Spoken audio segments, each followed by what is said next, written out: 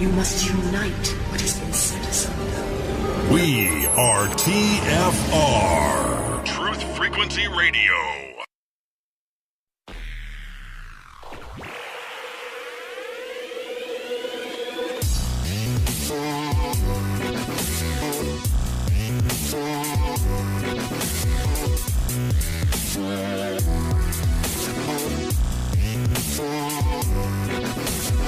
From the biggest little city in the world in the clear blue waters of Lake Tahoe, broadcasting from an undisclosed location in the Truckee River Valley on Truth Frequency Radio, this is the Awakening Liberty Show with Sean Caron. If you came to prove, there's no reason to prove.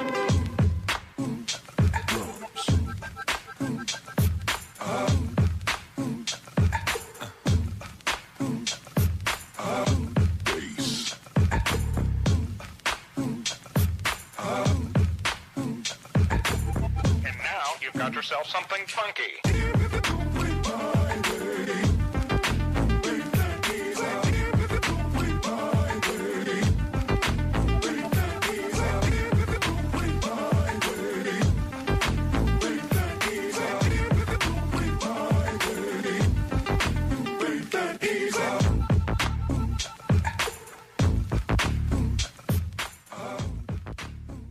Well, hello and good Saturday afternoon to you all. Welcome to the Awakening Liberty Show right here on truthfrequencyradio.com. I am your humble host, Sean Caron. We are live and worldwide, all across America, all around the world. The number to call in is 213-233-3998. Again, that number is 213-233-3998. And also, Chris has, Gio, he's actually got us hooked up with the UK call-in number now. So the UK call-in number is +44.203.393.2871. Boy, they got to dial a lot of numbers over there. But it's great that Chris has got us a UK call-in number, because I know we got a lot of callers over there, listeners in the UK. You can also listen by phone anywhere you are. Make it TFR. The dial-in number for listening by phone is 641-793-7117. And again, that number is 641-793-7117. Coming up in just a little bit, the Awakening Liberty Show right here, we're going to be welcoming back Robbie Davidson from Celebrate Truth to talk about his new films and the Flat Earth International Conference coming up in Raleigh, North Carolina, November 9th and 10th. And we're going to be talking a lot with him. And we're also waiting for Lori Alexander. She contacted me shortly before the program and said that they were digging up her street and she was having her internet was down. So I have given her the call-in number, and hopefully she'll be calling in here shortly. Just monitoring Facebook here, but she doesn't appear to have any internet. So she said, I think, what did she say? She said if she was a conspiracy theorist, she might be paranoid. I said, well, maybe you might be, because why are they working on a Saturday in your street? But we're going to wait for Lori to call in here in just a little bit. In the meantime, today's broadcast contains truth. It may in whole or in part be intercepted, impeded, interrupted, stolen, stored, used, and misused by a broad set of intelligence agencies, hackers, professional thieves, government operatives, and creeps. The Awakening Liberty Show is now being carried live on IPMNation.com, iHeartRadio, TuneIn, and the K-Star Talk Radio Network, plus the Pyramid One Channel 2, WLIR in Australia, and of course on YouTube. We're approaching 5,000 subscribers. Thank you so much for all of your love and support over there on YouTube. And let's see here. Awakening Liberty Store, real quick, stop by, say hello, and use coupon code ALS20. Get 20% off. It's the biggest sale I've ever done on the best non-GMO, made-in-USA emergency food in the industry. Stop by again and check it out. ALS20, coupon code gets you 20% off. We've got survival seeds, water storage, survival gear. Obviously, we've got the food, chicken and beef, all kinds of stuff, lots of veggies, all non-GMO, and obviously, we actually have the largest serving size in the industry. I'd like to start off the day with a prayer. God, I offer myself to thee, to build with me and to do with me as thou wilt. Relieve me of the bondage of self, that I might better do thy will. Take away my difficulties, that victory over them may bear witness to those I would help of thy power, thy love, and thy way of life. May I do thy will always. Father in heaven, fill us with the Holy Spirit so we may experience thy peace. In Christ's name we pray. I'm sitting here waiting for Lori, but she may be having some problems, so I've told her to call in, but I don't see her yet. So I'm going to kind of get into what I wanted to talk about before we bring Robbie on here. real quick. I put a post up on my page this morning because, everything in the world right now seems so upside down and backwards. And one of the things that really seems to be bothering me a lot is that those who preach tolerance the most are seemingly the least tolerant. It's all over the place. Hypocrisy in motion. This even comes up with the flat earth debate. I have lost so many friends since I actually embraced and started fellowshipping, especially with Christian flat earthers, and still kind of on the fence, although I did put a deal up the other day because I still have some questions that I can't reconcile as far as the flat earth goes. But I'll tell you what, I'm more flat than I am anything else. I don't believe anything NASA says. But these people who preach tolerance, all of a sudden, just because I might believe something different than they do, they're all, up in arm, calling names, just harassing, attacking, this, that, and the other thing. It's absolutely crazy. And it's really getting tiresome. And then obviously here's another example, okay? At issue right now in the media hubbub of the week, we got ESPN's Jemele Hill, host of SportsCenter, who, by the way, I've never liked her. I don't think she's a good broadcaster. I don't like her sports commentary at all. She's got a job for two reasons. One, she's a woman. The other one, she's African American. But she wrote a series of tweets earlier this week calling out the president for racism. Jemele Hill says on Twitter, "Trump is the most ignorant, offensive president of my lifetime. His rise is a direct result of white supremacy, period." Next tweet, "The height of white privilege is being able to ignore his white supremacy because it's no threat to you." Well, it is a threat to me, she says. "Donald Trump is a white supremacist who has largely surrounded himself with other white supremacists." This is ridiculous. And then, I'm no fan of Donald Trump. Everybody knows that. Then he responds, ESPN is paying a really big price for its politics and programming. People are dumping it in record numbers and should be apologizing for untruth, which I completely agree with. Now, Jemele was apparently, ESPN initially said that she was fired, but then denied that she was fired and put her basically, she's back on her show and whatnot. Trump is now saying, hey, this is a fireable offense, and I would agree. And so would ESPN. Then I would call to issue Curt Schilling. He was an all-star pitcher and one of the highest profile baseball analysts on ESPN. He was fired a while back because he drew intense criticism. Well, they said for promoting an offensive commentary on social media. Well, he didn't actually do that. He responded to a post of an overweight man wearing a wig and woman's clothing with parts of the T-shirt cut out to expose his chest, and it said, "Let him in." And again, here's this transgender deal. And all he did was comment on it about the fact, and actually thought it was ridiculous that North Carolina had to pass a law to bar transgendered people from entering the wrong bathroom. So they fire him for that, for tweeting that. He didn't even do the post. He just made a comment on it about the ridiculous nature. In fact, he called it pathetic that they needed a law to tell people this. So ESPN, obviously, there's something going on here. You got a conservative, arguably conservative baseball analyst who makes a conservative comment on a post about transgenderism in bathrooms. They fire him immediately. You have a black woman who calls our president of the United States a white supremacist. And they do nothing to her. So a lot of things going on out there. It's pretty crazy.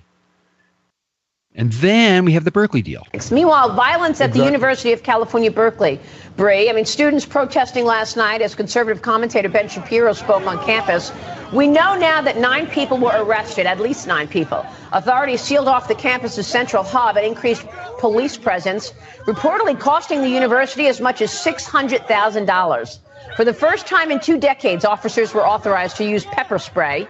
Shapiro said he came to Berkeley to promote free speech. How ironic. Listen. The reason that I am here is because fascism does not own this university. Because there are students who do want to hear differing views, who don't want to be told that they can only hear one view, who don't believe that the First Amendment should die under the jackboots and Birkenstocks of a bunch of anarchist communist pieces of garbage. The jackboots and Birkenstocks. I about died when I heard that. This Ben Shapiro's got some big ones, but I couldn't help but wonder as I listened to this. Are we not still basically just in the throes of divide and conquer, Cloward Piven, of this divisive nature that our media and our government are putting us in, whether it be about religion, whether it be about science, whether it be about anything? They want everybody polarized. And I wonder how much this conservative commentary of Ben Shapiro, who I actually follow a little bit, he's an interesting fellow. But again, I see nothing but divisiveness. $600,000 Berkeley is said to have paid for this. And then you've got the media basically giving props to Berkeley for allowing Ben Shapiro to even speak there. I don't think so. Part of me says this was all fabricated. This was all part of the agenda, all part of the idea to basically get more Soros-type funded riots going on. So we really got to look at these things and be careful, because what he said was actually pretty cool. But again, it was there to incite what I would consider to be a divisive agenda about America and what's going on in the streets.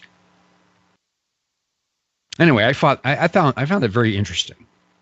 So we do not have Lori Alexander on. She has not called into the show yet. So we're going to just move forward.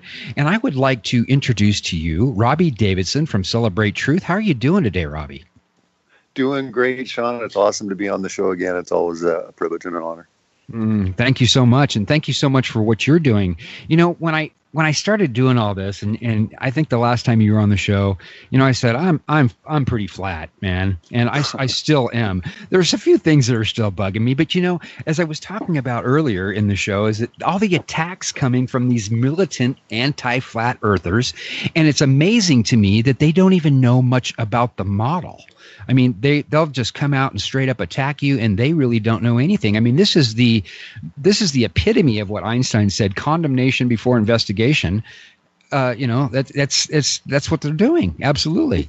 And you brought up a good point. I mean, when you were getting into the tolerance, I think it is absolutely spilling over. I mean, it's been there for a long time, but we're now seeing it, you know, getting into questioning certain things when it comes to the world we live in or the luminaries that we see up in the sky. You're seeing, you know, this polarization, but coming to a full, you know, extent that, you know, we haven't seen before. Now we're getting into points now where they're talking about how we might be dangerous and that we're, you know, inflicting this on the next generation and that we're science deniers. And I think the rhetoric is going to increase where they're using words like, you know, racist and bigot and stuff on the other side of the argument when it comes to these type of issues. When it comes into scientism, you're going to see some very dangerous language. I'm starting to actually see that in my research, even Scientism Exposed 2, which I'm working on right now. A lot of the research, there is actually a shift. You're starting to see talking points being directed towards the children. We got to protect the children. And that's one thing they always try to say is, hey, we've got to really, it's one thing you want to believe that, but I'll tell you one thing, you're not going to be allowed to teach your kids that. So they're going to use the children. They're also going to use these language. And I find it's so incredible when you watch the news and you see what's going on. And yes, it is all planned, but it's also very scary in the sense that basically free speech is being completely eroded to the point where if you're not speaking the right narrative when it comes to any of these issues, including scientism, if you're not with Big Bang or the heliocentric model or evolution, like the Pope, you know, the Pope came out and basically said, look, this is a fact. You can see how basically everything is merging together. And they're using scientism, even when you were bringing up the transgender debate, they're now starting to substantiate it using science. I mean, Bill Nye, you know, on his Netflix show, you know, Bill Nye Saves the World. What a crazy title that is. No kidding. But he comes out and he says, look, he goes, it's scientifically proven now. There's no scientific facts. Nobody comes forward showing the evidence. He just says, it's now scientifically proven that we're discovering that there's more than just two genders. Well, you know, in all of the stuff that he did in the past, he definitely showed it through the, you know, XY chromosomes. But now nothing is being presented. It's just people nod their head and they say, well, the scientists, they're smart, so they must be figuring something out. You know, they're always figuring out new stuff. We're stupid in the past and we're getting a lot smarter in the future. And this is the narrative. This is the evolutionary narrative that you're seeing. You're seeing this now with everything. We're evolving. We're evolving in sexuality. We're evolving in morality. We're evolving. And this is the type of construct that we're seeing. But scientism is coming along and is basically putting that stamp of approval on that no one can debate with. Well, like, that's science. You can't debate that. So I find that scientism, and I say this, and I've said this many times before, it's like a Trojan horse that moved in, not as another belief system or an ideology. It moved in under fact and proof and reality, when indeed it was nothing more than a very evil agenda and deception, and it's deceived a lot of people. And it's spilled over into even health and wellness, Robbie. I mean, when you look at vaccines, I mean, my vaccine stance is very, very open, and I'm very clear about the fact that I believe that they do harm, that they are causing harm to millions and millions of people. You know, we're going to have autism rates, they're saying by 2032, if something doesn't happen, 1 in 2, and 80% of boys. Yet for me to come out and say that I have concerns about vaccines and I choose not to vaccinate my child because of those concerns, because of science, because of people who have actually done the research and have convinced me that they are dangerous, have come out and tell me, oh, you know what, you should slit your wrist, cut your throat. You're a danger to yourself, to your kid, and to humanity. That's ridiculous. Yeah, absolutely. And I'm actually touching on that in my next documentary film, Scientism Exposed 2, where I am going to be touching on vaccinations. Because again, with scientism, it's not just about cosmology and the origins when we get into these type of questions. It's also in many areas. Now, when you start looking at it, you'll see this in everything. You'll see this GMOs, you'll see this in chemtrails, you'll see this even in weather modification. But when you're talking specifically about vaccinations in the medical industry, pharmaceutical companies, I mean, scientism has basically got its tentacles in every single area. But this is all done by design. This was kind of Satan's plan, in my opinion, from the very beginning, was to get something in place that could substantiate each one of them, so that basically anyone that was actually saying something other than the official narrative would be seem crazy, would seem, dangerous. And hey, we've got to, work on this kind of thing. And that's what we're seeing with the rhetoric with all of these things, whether it's, looking at the next generation. But you brought up a very good point when it came to vaccinations, even getting into climate change, man-made climate change. There's a lot of good scientists out there. And on my journey, researching and also interviewing people, there's a lot of good scientists out there that are scared to death to come out and talk about the findings, whether it's in the medical industry, whether it's in climatology, whether it's in paleontology or archaeology. You're seeing this with even getting into, enclosed cosmology. There's people, that we got to speak with. We even talked to people on the street to get their opinions and see what's happening. And there's a lot of people questioning these things, but they're scared. It's almost like you brought up the fact of Berkeley.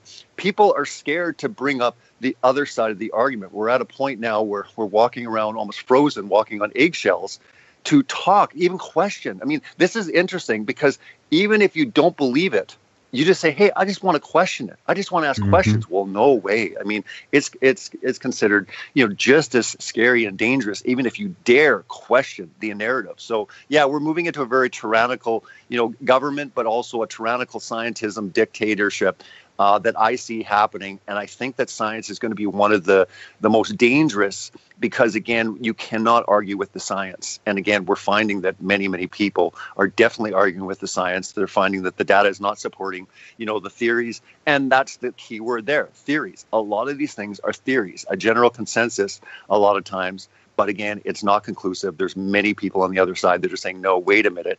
Let's use our senses. Let's use the empirical method. And let's basically prove what is truth, because the truth will set you free. And that exactly is what sets people free.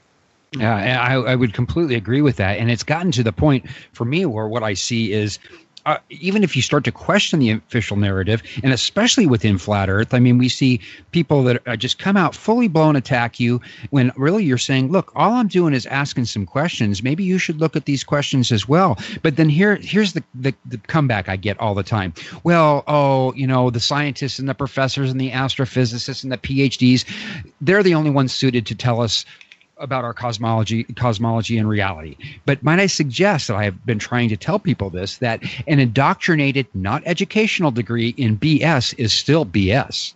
Sure. People should be smarter, especially in the truth community, to look at the different levels and say, but that's like saying that the official NIST report, they're the conclusive ones that said, yep, obviously the steel melted and the building collapsed in 9/11, right? Again, right. It was the scientists that came forward. It was these guys that basically came forward and verified the official report. And that's what we're seeing. Depending on what scale you're at looking into truth, you have to start applying this to other areas. You have to say, wait a minute, this would be so much bigger. And again, if they're going to lie about certain aspects like that, could they lie about so much more? You brought up the fact of, talking about Flat Earth in particular, and we can definitely talk a lot about Flat Earth. But last week, I basically posted on my Facebook, I put a question: has Flat Earth caused issues with friends or family? Why do you think so many people get triggered over the shape of the Earth? over almost 1,000 comments. It was one of the most engaged posts I've ever put on Facebook. And I mean, it's still going today. Like, there's still comments and there's discussions going. But so many people on this issue alone. It's one thing, with vaccinations. It's another thing, climate change, and have the debate. And people are very, polarizing, and they get very upset. But with this issue, it's not that they just get upset. I mean, there was a case in Canada, I think a year and a half ago, where I think it was a stepfather and daughter, whatever, got into an argument about the shape of the earth. Well, he got so enraged on the other side, the Globe Earth defender, he threw a propane tank into the campfire, and it almost exploded. Well, the fire department had to be called in, and they did a big article on it. I mean, you can look this up. And, some people could laugh about that, but thinking that people are getting that angry over the shape of the earth, and a lot of people are saying, well, look, we're applying the scientific method. We're seeing things clearly that we shouldn't see based on the curvature math, at 8 inches, per mile squared. I mean, this is their math, not ours. A lot of people will say to me, well, where did you get that math? It's like, I didn't get it. It's not flat Earth map. You learned it in high school, man. It's called trigonometry, Pythagorean theorem. Exactly. It's right there, right? But the thing is, we're starting to see this with the technology. And again, you're seeing with a lot of the excuses. And I find it interesting I've been in this now just over 2 years. And I find it interesting. I was almost in a way worried when I began this. It's like, oh, wow, they're really going to bring the big guns in. They're going to bring all these new, arguments. We're seeing the same stuff over and over. Like, there'll be a new show, or Bill Nye will come out and he say, look, boats go over the horizon. Duh. And it's like, what? The boats go over the horizon? Like, that's been debunked so many times with a P900 camera, with any type of zoom. Heck, you could just take your cell phone camera and wait till the ship disappears, and then bring your cell phone out, zoom in, and there's the ship again. And then if you have like a really good zoom on your cell phone, wait till it disappears again and zoom in some more. So the whole idea that, and then people say, well, it's light refraction, it's a mirage, it's, and we're getting to a point now where they can actually explain away anything, even absurdity, and people are like, yeah, that makes sense, light refraction and mirages. Well, we know what a mirage looks like. I mean, when we're seeing the Chicago skyline, I had a great time meeting up with Rob Skiba and Rick Hummer, and those were the two that did all the experiments across, with the boat. It was so awesome to see that they can debunk that, and they actually have the same type of footage. That was awesome. Great. Yeah. I mean, they've done balloon experiments. And again, there's a lot of people going out there and they're doing the experimentation. And yet people are coming and railing against these people like it's crazy. I mean, you just even try to actually say that you're going to go out and try to prove or disprove the globe. And I mean, people think that you're, enemy number one. So yeah, flat Earth is absolutely incredible. But I think that is the reason, is because it's like basically the mother lie of all lies. Because the big question becomes, look, why in the world would they lie? And it comes really down to the whole moon landing. And we can talk about NASA and we can get into all sorts of areas. But really, we're talking about something so grand, so big, that so many people don't want to even recognize or even think about. Because again, it's taking away their world. It's taking away everything that they believed to be true. It's a scary thing. It's like no one wants their ball taken away from them. And it's true in a sense when it comes down to a person's worldview. It's a very scary premise to think that everything that you've been taught about the world that you live in is a lie. And I think that's why flat Earth is so polarizing to the degrees that I've seen. And it's continuing to escalate, and I see it getting to a point where it will escalate even more into the rhetoric, getting into, look, these people are very dangerous. And it's like, what's so dangerous about, why can't you just laugh and shrug it off? But no one does. They don't just laugh and shrug it off. They get violent. They get very, definitely really upset. And like I said, families are dividing. People are losing people in their life. I mean, I've never seen any other issue. But on the good end of the spectrum, I've never seen anything bring so many people to the Bible as this one issue. That's one thing that Amen. nobody actually can stop and think about any other type of truth or issue that basically made so many people turn to the Bible. I mean, there's people getting saved every day, Sean. I mean, there's testimonies coming in from all sorts of different, different channels, different people. Truth is stranger than fiction. He's done a great job compiling a ton of these testimonies.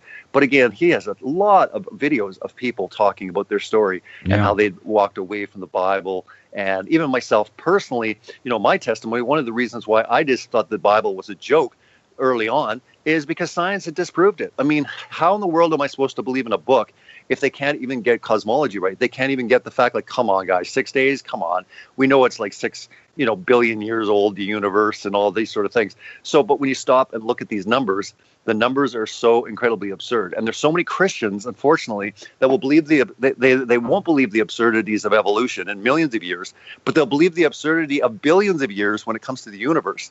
So the same guys that lied about the millions of years have lied about the billions of years away or whatever. Again, we're talking about the same type of premise, but again, it's the root of everything is aligned with the Big Bang cosmology, where it all began in this supposed Big Bang of nothing, right? That's what we have to go back. We have to start from scratch. We have to investigate it from the start. Yeah, the truth is stranger than fiction. I actually reached out to him to get him on the show. We're going to book him sometime. We actually may have to do a pre-record. And bringing up the fact that there's violence around this, I've had a couple of pilots who were both former military who were going to come on the show to talk about their views about flat Earth and talk about what they do when they fly and the fact that they don't really have to adjust for any curvature when they're flying at altitude. Both of them actually called me and said, I can't do it. I've been told to stand down. And actually, one of them said that his company, which he's trying to sell, he actually had violence from one of his employees regarding his stance on flat Earth. I mean, this is very polarizing, and people are struggling with the fact that they have been lied to. Nobody wants to admit that they've been fooled. And this is crazy to me, the whole thing. Yeah, I mean, and I remember that show that you were talking about where you kind of said, you know what, I'm just going to come out and say, yeah, you know what, I believe in it now. I remember the day that you actually were kind of tossing and turning. And even if you still do have questions, the point is that the mountain of evidence that is kind of, piling up in support of the fact that, yes, they've lied about everything. Hold on, Robbie. Yeah, we're going into a break. We're going to pick this up on the other side of the commercial. Sure. Everybody stay tuned. We got 3 minutes.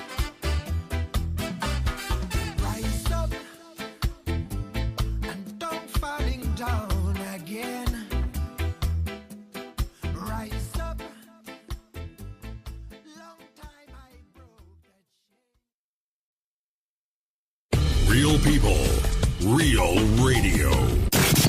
Wherever you are, make it TFR. Truth Frequency Radio.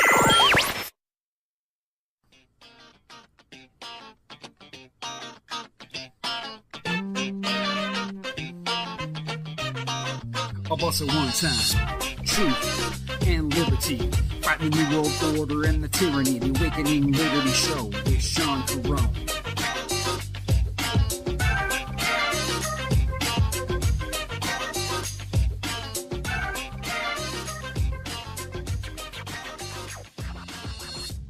And welcome back. Hour number 2 of the Awakening Liberty Show right here on truthfrequencyradio.com. Your protection from deception. I'd like to invite you to call in the second hour. Call in and let us know, hey, are you flat? Are you still a globe? Are you still believing in the whole ball Earth spherical spinning in space at 66,000 miles an hour or 66.6 thousand miles an hour? I mean, all those numbers just baffle me as well. It's completely ridiculous. But I'm here to say right now, and I've said this before, and as Robbie was alluding to, I've said, I'm flat. I have to be flat. And I had to straddle the fence for a little while there because I'm in this business. It's like, what's it going to do? Am I going to lose people? You know what? To the point, I don't care. In fact, I put the post on Facebook a while back talking about, and I called them out. I called all the disrespectful people out who weren't not capable of engaging in respectful debate. I called them straight up. And I said, look, I'm flat, and I love posting flat Earth topics because it cleanses my Facebook list. It auto-cleanses itself of disrespectful people who can't seem to understand the model or the critical thinking. I understand why they're not doing that. It's a very difficult thing to do.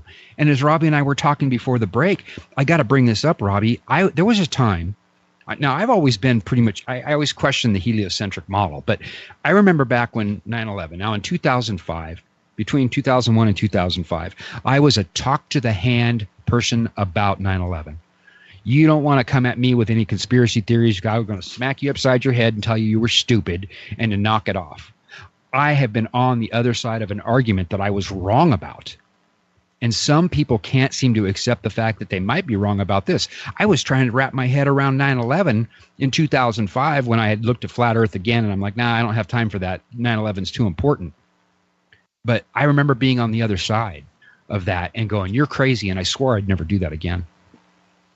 I think we can all relate to that, and especially when it comes to this topic of flat Earth. I mean, everyone, I have not run into anyone yet that first heard about it that didn't laugh. I mean, I would say 99% of the people that first, that are definitely flat earthers now, at one point they laugh, myself included. So I totally understand when people think it's ridiculous. They don't want to give it the time of day. And that's where we have to have patience. That's where we have to be loving, speak the truth in love. But this topic is important. Some people will say, what does it matter? Well, can you actually comprehend that question? I mean, if they've lied to us about what we are on, then yes, of course it matters, because there is a lot more lies. And that's what I find really incredible about the flat earth community, is they're not just flat earthers, they also believe in a lot of other things. It's not like they just focus their attention constantly, 24/7 on flat earth. They also are looking into GMOs and chemtrails and vaccinations, and they've looked into 9/11, they've looked into the Illuminati, or all of these things. So again, I always talk about the spectrum. Understand that, before flat earth, for me, the moon landing, the idea that they didn't land on the moon was the upper echelon of, in conspiracy circles. You could talk to someone that was very critical on 9/11, but they say, oh, of course they landed on the moon. Are you crazy? Of course they did. So if you went and spoke, against the moon landing, you were considered, way out there, fringe territory. Well, I mean, flat earth is like, 50 times,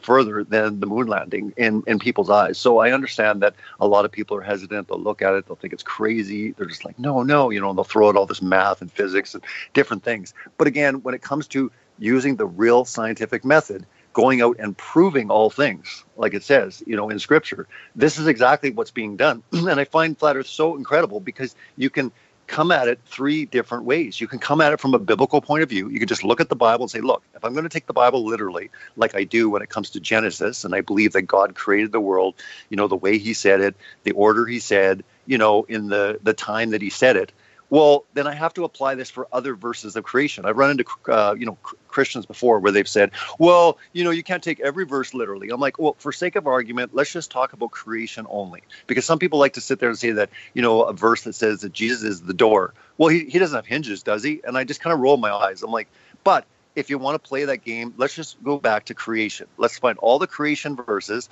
and let's find out what's going on here with pillars, what's going on here with being immovable and fixed, and run that gamut. You're left, on a biblical point of view, looking at it and saying, look, I have to address this. I can't just simply dismiss this. But from a biblical point of view, you've got that. Or you've got a conspiratorial type of view, where you're kind of like connecting all the dots, like Mark Sargent's Flat Earth Clues, which was very instrumental for me, going, wait a minute, wow, you can't dismiss this.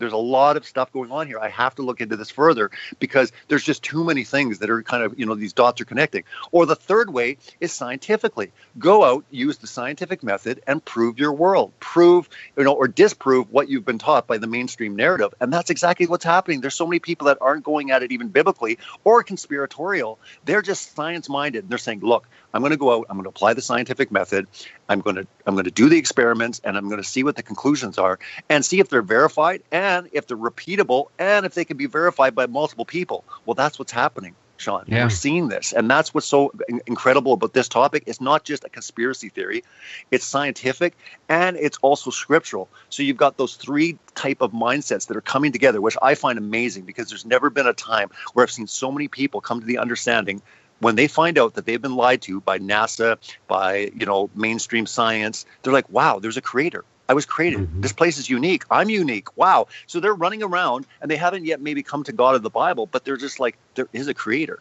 There's a creator. I'm special. I'm not just a random accident. So I find this incredibly encouraging for me as a Christian to be encountering so many people that are just like, wow, I believe. Now they just want to know, well, who is the true creator of creation? And that's where we have a great opportunity to basically tell people truly who he is.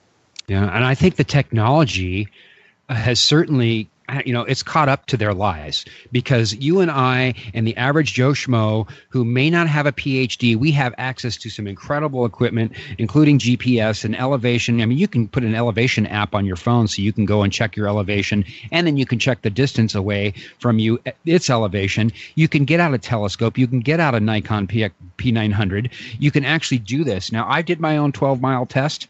And, I'm like, yeah, somebody's going to pay $10,000 show proof of curvature. Well, I failed. I told somebody about flat Earth the other day, and he's like, "You're crazy, man. You don't even have any education." I'm like, "Well, you want to earn $50,000? Because now there's somebody out there saying show proof of curvature. They'll give you $50,000." He said, "No, it's already been proven. He ain't going to give that money away." I'm like, "Okay, whatever." So, I actually planned, Lord willing, I'm going to get some upgraded equipment, a super good telescope, some GPS, and some surveying gear. And we're going to go out to the Black Rock Desert, which is where they hold Burning Man, the strange satanic thing. We're going to go out there and we're going to do a 30-mile test, Robbie. And we're going to, part of me hopes to see some curvature, but I don't expect to. Well, and that will definitely be encouraged for sure. Like anyone that's going out there applying the scientific method and doing these experiments. I mean, I think it's exciting. There's so many people out there that are doing so many different type of experiments, whether it's high, altitude, weather balloon type, footage. The eclipse thing that just happened got a lot of people talking. And what was really incredible about that is you have a lot of the flat Earth community really starting to question it. Well, they had to address it. So you have all these mainstream narratives where they're like, "Oh, well, this is the way it works," and yet all the models were wrong and they were contradicting themselves. And you could even see it in the footage that was released. So again, there were questions they couldn't even answer. And again, I run into people all the time when I was actually touring around interviewing people for Scientism Exposed 2, I was talking to people everywhere because they'd be like, "Hey, what are you doing here? Are you here for, business or pleasure?" I'm like, "Business." "Oh, what are you doing?" "I'm shooting a documentary." "Oh, what is it on?" "Scientism." And they're like, "What's that?" Right? So it was a great point to start talking to people about scientism, and you could work people into it. And that's what I always say to people. You have to gauge someone. You got to talk to someone and just kind of see where they're at. Are they even skeptical? Are they kind of conspiratorial? Are they Christian? So you got to gauge someone first, because you can't just lay down flat Earth. They'll think you're crazy, right? Mm-hmm. But again, I had some wonderful discussions. A guy beside the plane, he was an organic chemist. We had a great talk. And I mean, he was very suspicious of a lot of scientism and a lot of stuff he's even seeing in his industry. Another guy started talking about, it was about a 4-hour flight. It was from Toronto, I think, to Austin. And again, we're sitting there and I'm like, I got a lot of time with this guy. An hour into it, the guy's already questioning the moon landing. I'm going in for it, right? So, I mean, he's beside me, so he can't go anywhere, right? It was perfect, right? But I kind of gauged him first. And again, we had this talk and he was just blown away. I'm like, "Are you kind of flipped out?" He's like, "No, it's kind of making sense, right?" Because I was always like, because I said to him, I go, "Dude, if you don't believe they landed on the moon, why would they lie?" He's like, "It's a good question." Because he goes, "Yeah, well, what about the Cold War?" I go, "Come on, really? They're going to do all that just to end a Cold War with Russia?" Because that bugged me. I didn't believe in the moon landing, but my biggest thing was, well, they ended the Cold War with Russia. It was in the space race, and it still doesn't sit right with me, because I mean, how do you go to such a huge deception just to end a Cold War, right? Just to play this battle with Russia. It just never made sense. So I find it very fascinating. You can get into these dialogues, you can get into discussions, but first you have to kind of figure out, where someone is and just kind of see, where are they at? Where are they at with this topic? And again, it's the topic of scientism. And that's why I think it's so important, especially when I came out with Scientism Exposed, is because I wanted to come out with something that was a tool, really, to tell you the truth, that people could get in people's hands that wouldn't give Flat Earth the time of day. But if there was one thing that made them think, going, "Huh, really?" And I said this on the plane. One thing I put in Scientism Exposed, I said to him, "Don't you find it weird that in the 60s and 70s, they went 240,000 miles. Think of that. That's 250,000 miles away in the 60s and 70s. And since then, the furthest they've gone is 400 miles. Mm-hmm. And that one thing, I've used it so many times, and I put it in my first film. And again, it's opened up so many doors, because people are going, "That is weird. Why have they only gone 400 miles? I'm going, look it up yourself," right? Well, so and Don Pettit is out here openly claiming we cannot go back to the moon. We cannot land on the moon because we don't have the technology anymore. We destroyed it. That's absurd. Yeah, and again, you're finding contradictions there as well too, because you got Petty going, we destroyed the technology. You got other people saying, well, we've lost the technology, or we've lost, and then you get into like the telemetry data, and you get into the fact that they say, well, we've lost it. We don't know what happened. It's unaccounted for. I mean, I'm going to be putting that in Scientism Exposed too, getting into that a little bit more detail, because I really believe from a conspiratorial or people questioning things, if you get them questioning NASA and the moon landing, because if you get someone to the point, say after 3 months talking to them just on the moon, you don't touch flat Earth at all, you just talk about the moon, and one day they come to you and go, "You know what, I'm starting to really think about that moon thing, and yeah, you're right, you know what, I think they probably lied about it." Then you say to them, you say, "Why would they lie?" Because that one question is so paramount and is so important in this discussion, because there's no other reason why they would stage something so big as the greatest feat in all mankind's history.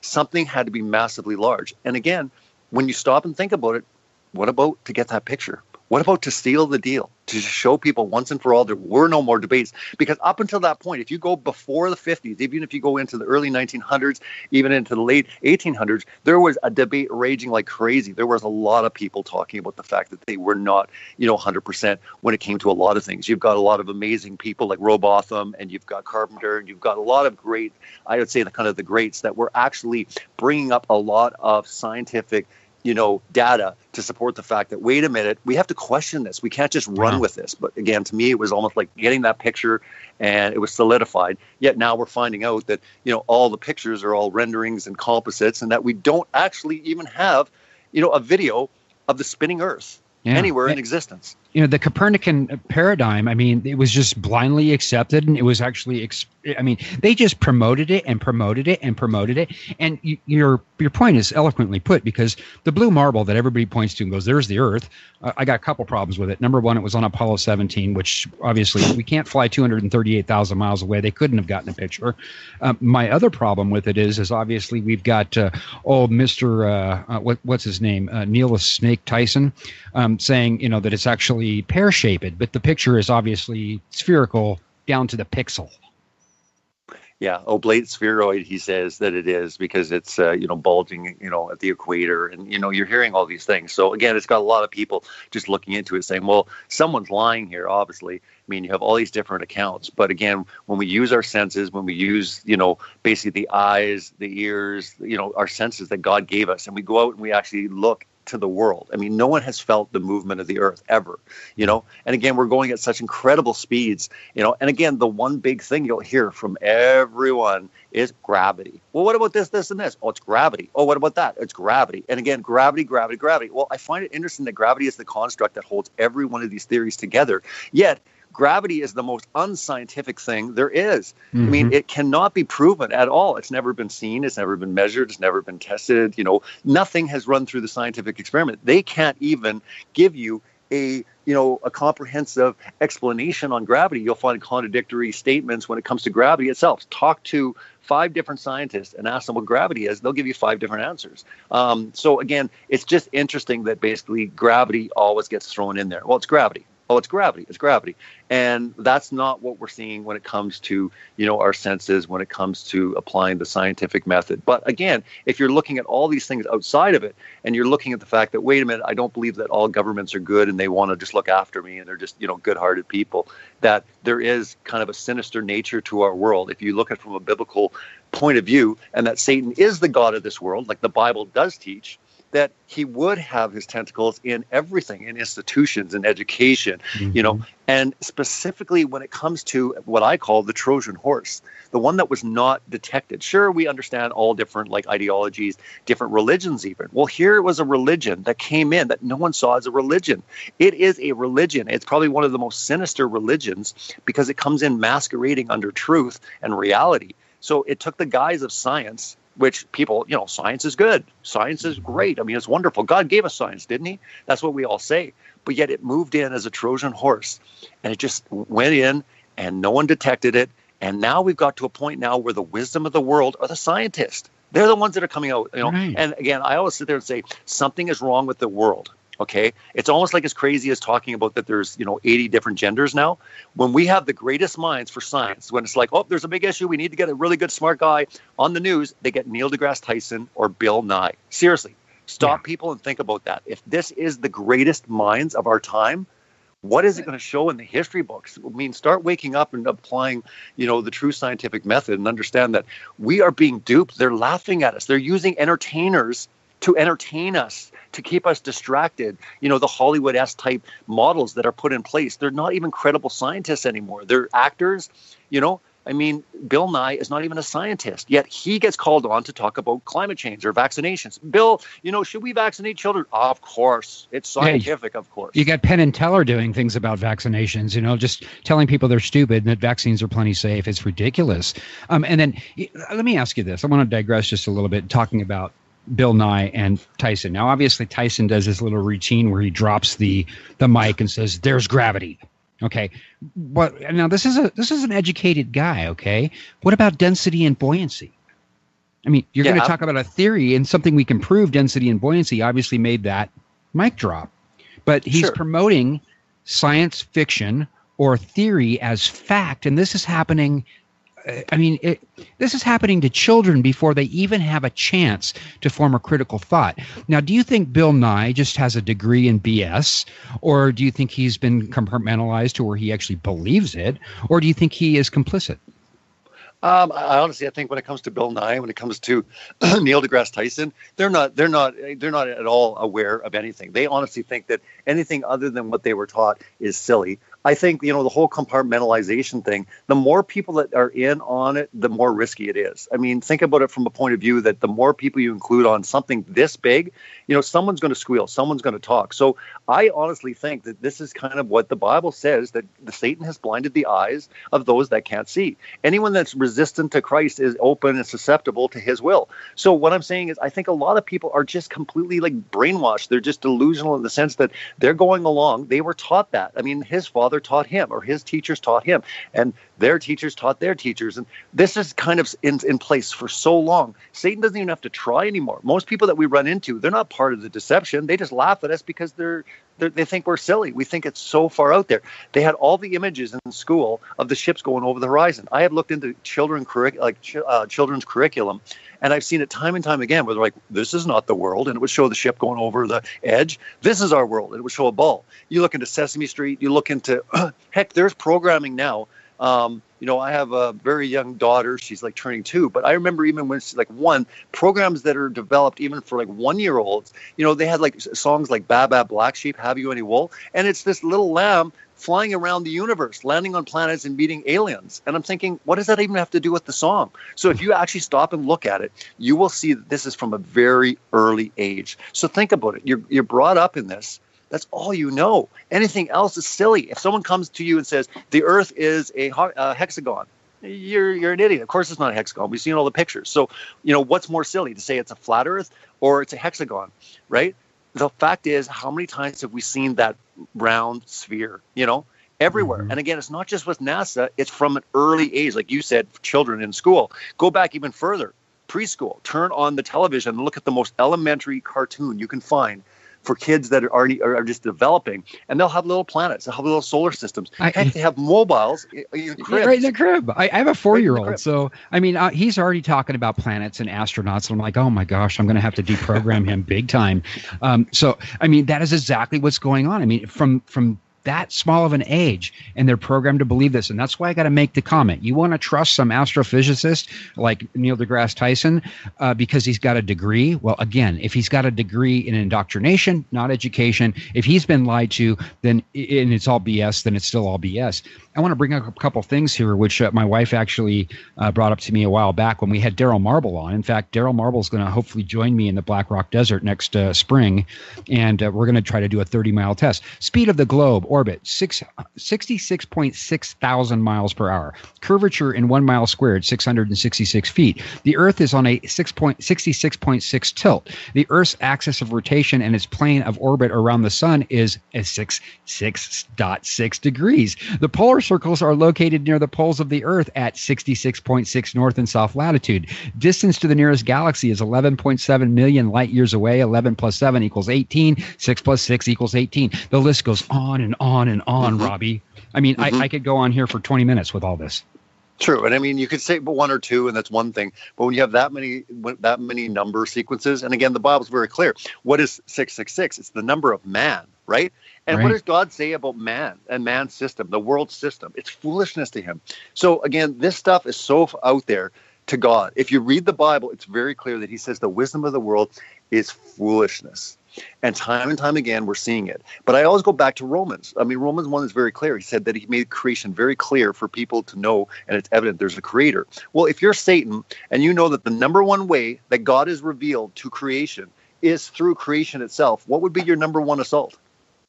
Getting people believe a distorted view of creation. Satan cannot twist creation. He can't bend it. He can't morph it. What he can do, though, is make you believe lies about creation. He can say, hey, guys, yeah, I know you don't feel nothing, but you're actually spinning around at, 666, kind of thing. He can give you these numbers. He can give you all this absurdity. And we go, yeah, that makes a lot of sense. And definitely it makes sense to man's mind because man is hostile towards any type of idea of a God. They don't want any accountability. They don't want any type of that. So they want to devise something, a system in place that basically eliminates God. So it's very appealing for man to get very foolish in their notions to develop a system where God is not needed. And again, that's exactly what this whole Big Bang heliocentric construct has done. It has made atheists by the millions. Yeah. That's what it's done. I don't think there's anything else more deadly than scientism that have made people laugh at the Bible more than scientism. The mind-blowing fact is that this, obviously you had Copernicus, but then you had, I hope we can pronounce his name, is George Lemaitre. He was a Jesuit priest. He was the first guy, I think in 1927, to propose the Big Bang Theory based on some of the Hubble things. This came directly from the church, and now you see the church actually embracing it. Yeah, they're not only embracing it, and this is, I guess we can talk in the next segment, is the question is, okay, well, why would you have this entire construct? Well, I go even further in saying it's to prepare us for something that's coming. And I honestly, personally believe that aliens have a big part of this. Media, everything is pushing us, even scientism. These credible scientists are coming on board, and they're saying, even Dawkins was saying it, that, it's very likely that there were an evolved species out there that planted us at another time. So what I'm saying is the narrative is going to start shifting, where it's going to get very spiritual, and it's going to get very back into the origins, where all these missing links that, again, that's another thing when it comes to evolutions, all these missing links that aren't there. These things, one by one, will all get solved. But I believe that the alien deception, in order to have aliens in the first place, you have to have a Big Bang heliocentric cosmology. You have to have universe of 8 trillion, times 50 galaxies of Earth-like planets, orbiting everywhere. I mean, they show us these pictures, of like, say, 9 light years away.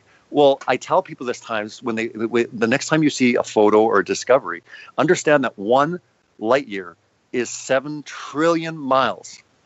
And I mean, just think of that figure, right? Like the figure of even a billion is an insane amount of miles, but you're talking trillion. But each one of these, you're hearing crazy stuff like, 42 light years away. I mean, 1 light year is 7 trillion miles. Just let that soak in.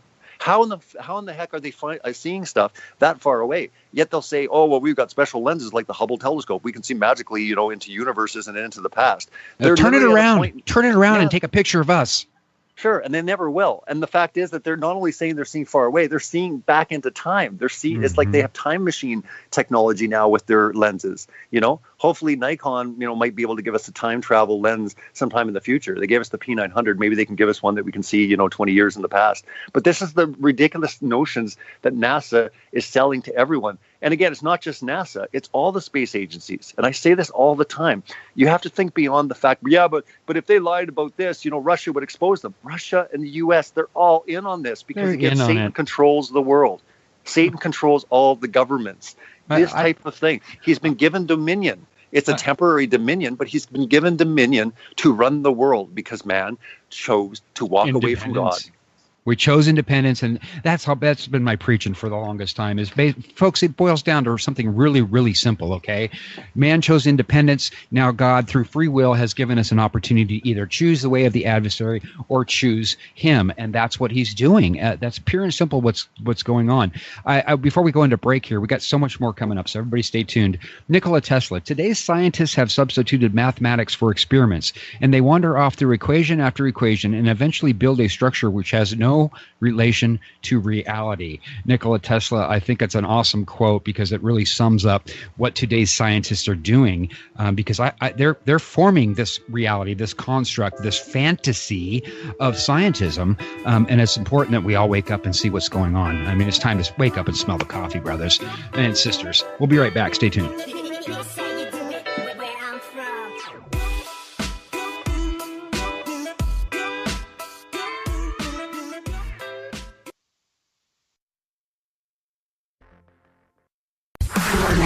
Into the truth frequency. Your protection from deception. This is Truth Frequency Radio.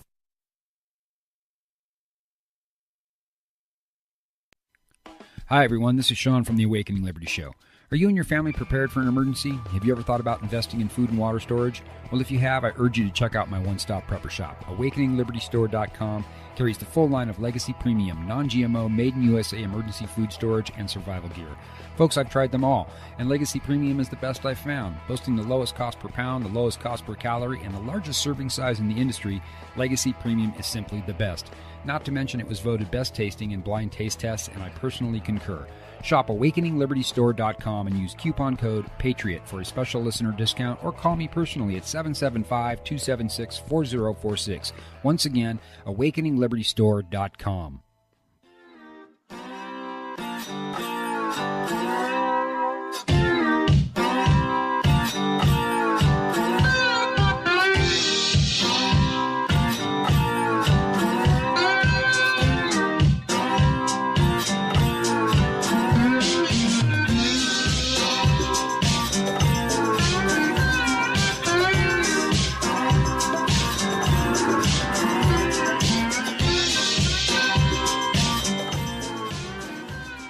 And welcome back. Hour number 2 of the Awakening Liberty Show right here on truthfrequencyradio.com. Your protection from deception all across America, all around the world. The number to call in is 213-233-3998. Again, that number is 213-233-3998. I want to welcome everybody who's joining us today. I'm back behind the microphone as I do every Saturday and Sunday at 2 p.m. Pacific time. It's great to be here. It's great to be talking truth and sharing truth.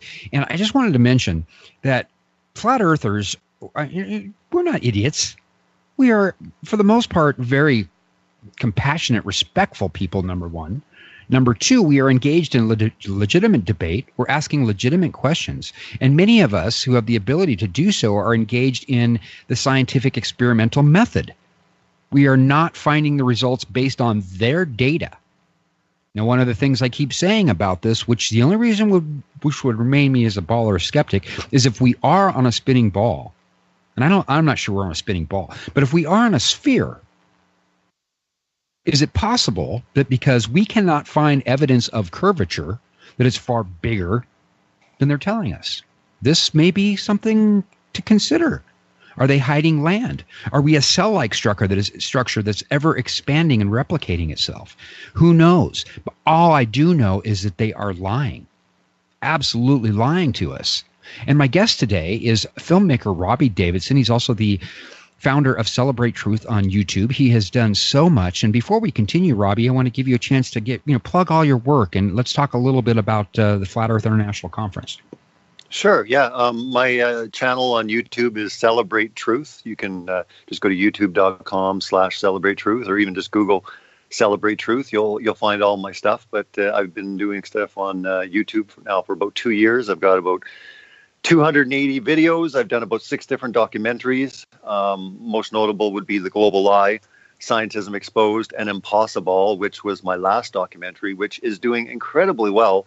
It's almost at 300,000 views in 3 months. So it's doing very well. And again, it just proposes this question, and it brings in a lot of stuff. I have included ODD stuff in there as well. So he's got a lot of the questions a lot of people ask, and it was just meant to put in there to probe a lot of these type of questions, also show the impact it's having on much of people that are looking into this discussion. So it's been extraordinary, and I'm gearing up for Scientism Exposed 2 to come out, actually premiering at the conference, Flat Earth International Conference, November 9th and 10th. So it will be on the last night before the Flat Earth Awards, the 2017 Flat Earth Awards. Mark Sargent and Patricia Steer will be hosting after the premiere of Scientism Exposed 2. So I'm really excited with Scientism Exposed 2, because this time around I was able to hop on a plane, do a few trips, and meet up with some really amazing gentlemen, not just with enclosed cosmology, but getting into paleontology, archaeology.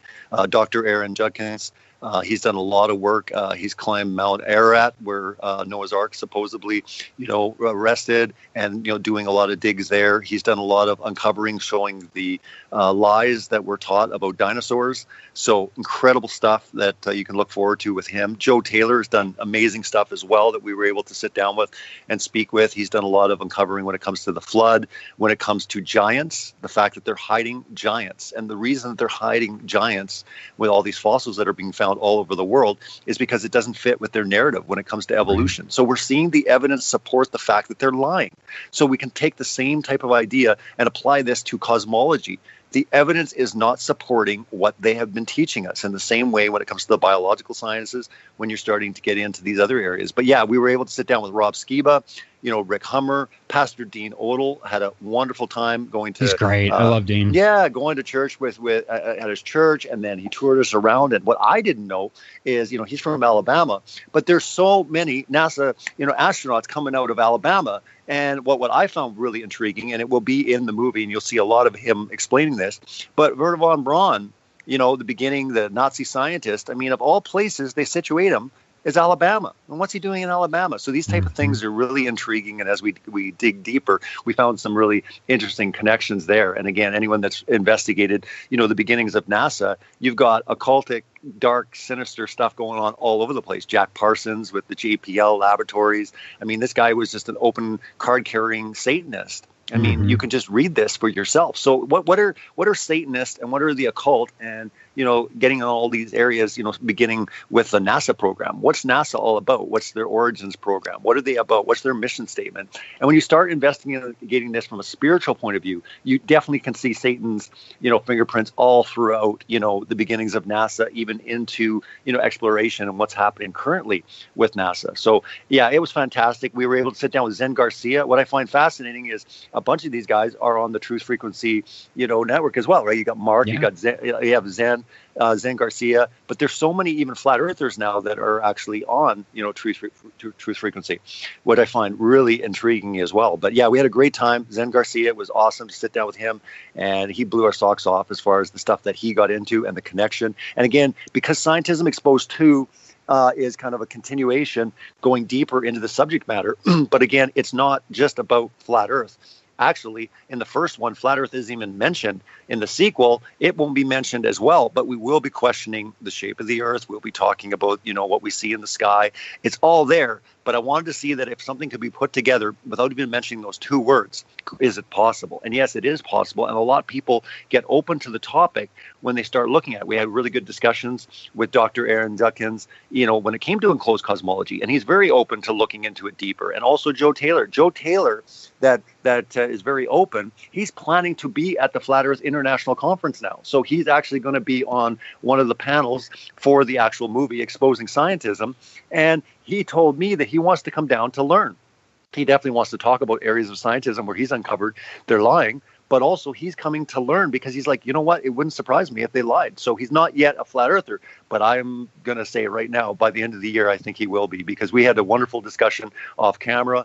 And there's a lot of people questioning these things, especially when they're already looking into the lies of scientism. So we're bringing in other areas, like I said, paleontology, archaeology, but we're definitely getting into cosmology. And we are going to venture into areas like climate change and even vaccinations for 2. In Scientism Exposed 3, we're going to deal with a couple of other areas of scientism as well. But I wanted to make sure that people saw that this is everywhere. It's not just in the shape of the earth or evolution. This is in vaccinations. This is in the food we eat. It's all connected. Everywhere. And the scientists, it's scientists that validate it.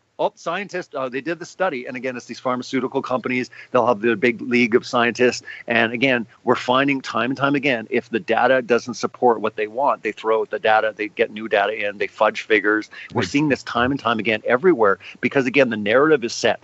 Science, the idea of science in questioning and really examining things is over. The oligarchy, the dictatorship is already in place.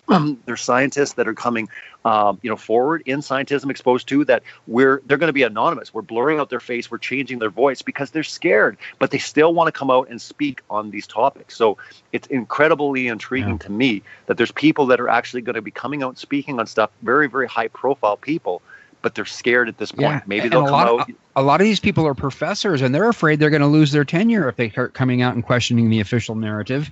And, kudos to you for actually getting these people involved. And I just wanted to mention, I don't know if you've seen it yet, but it's on Netflix, and I would recommend everybody go see it. It's not about enclosed cosmology.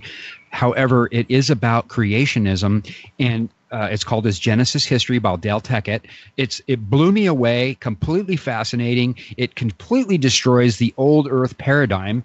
And when you start looking at that, obviously there's a lie there. Then you can start looking at the firmament. You can start looking at the four pillars, the fact that we are stationary and immovable. Then you start looking at the Bible and you can start connecting dots. Have you seen His Genesis History? Yeah, absolutely. And I know that even Rob and I, we had some time to talk about that when we were at the conference in Texas speaking together. And yeah, it's fantastic. Again, it doesn't get into closed cosmology, but what it does is show that we can take the literal account of Genesis and the Bible, as, truth. And this is indeed the way it was written. It wasn't written to be allegory or poetic. And just because someone wants to take that interpretation, that is not the original way that it was written. And again, from a supernatural point of view, I tell people all the time, men did not write the Bible. God wrote the Bible through men.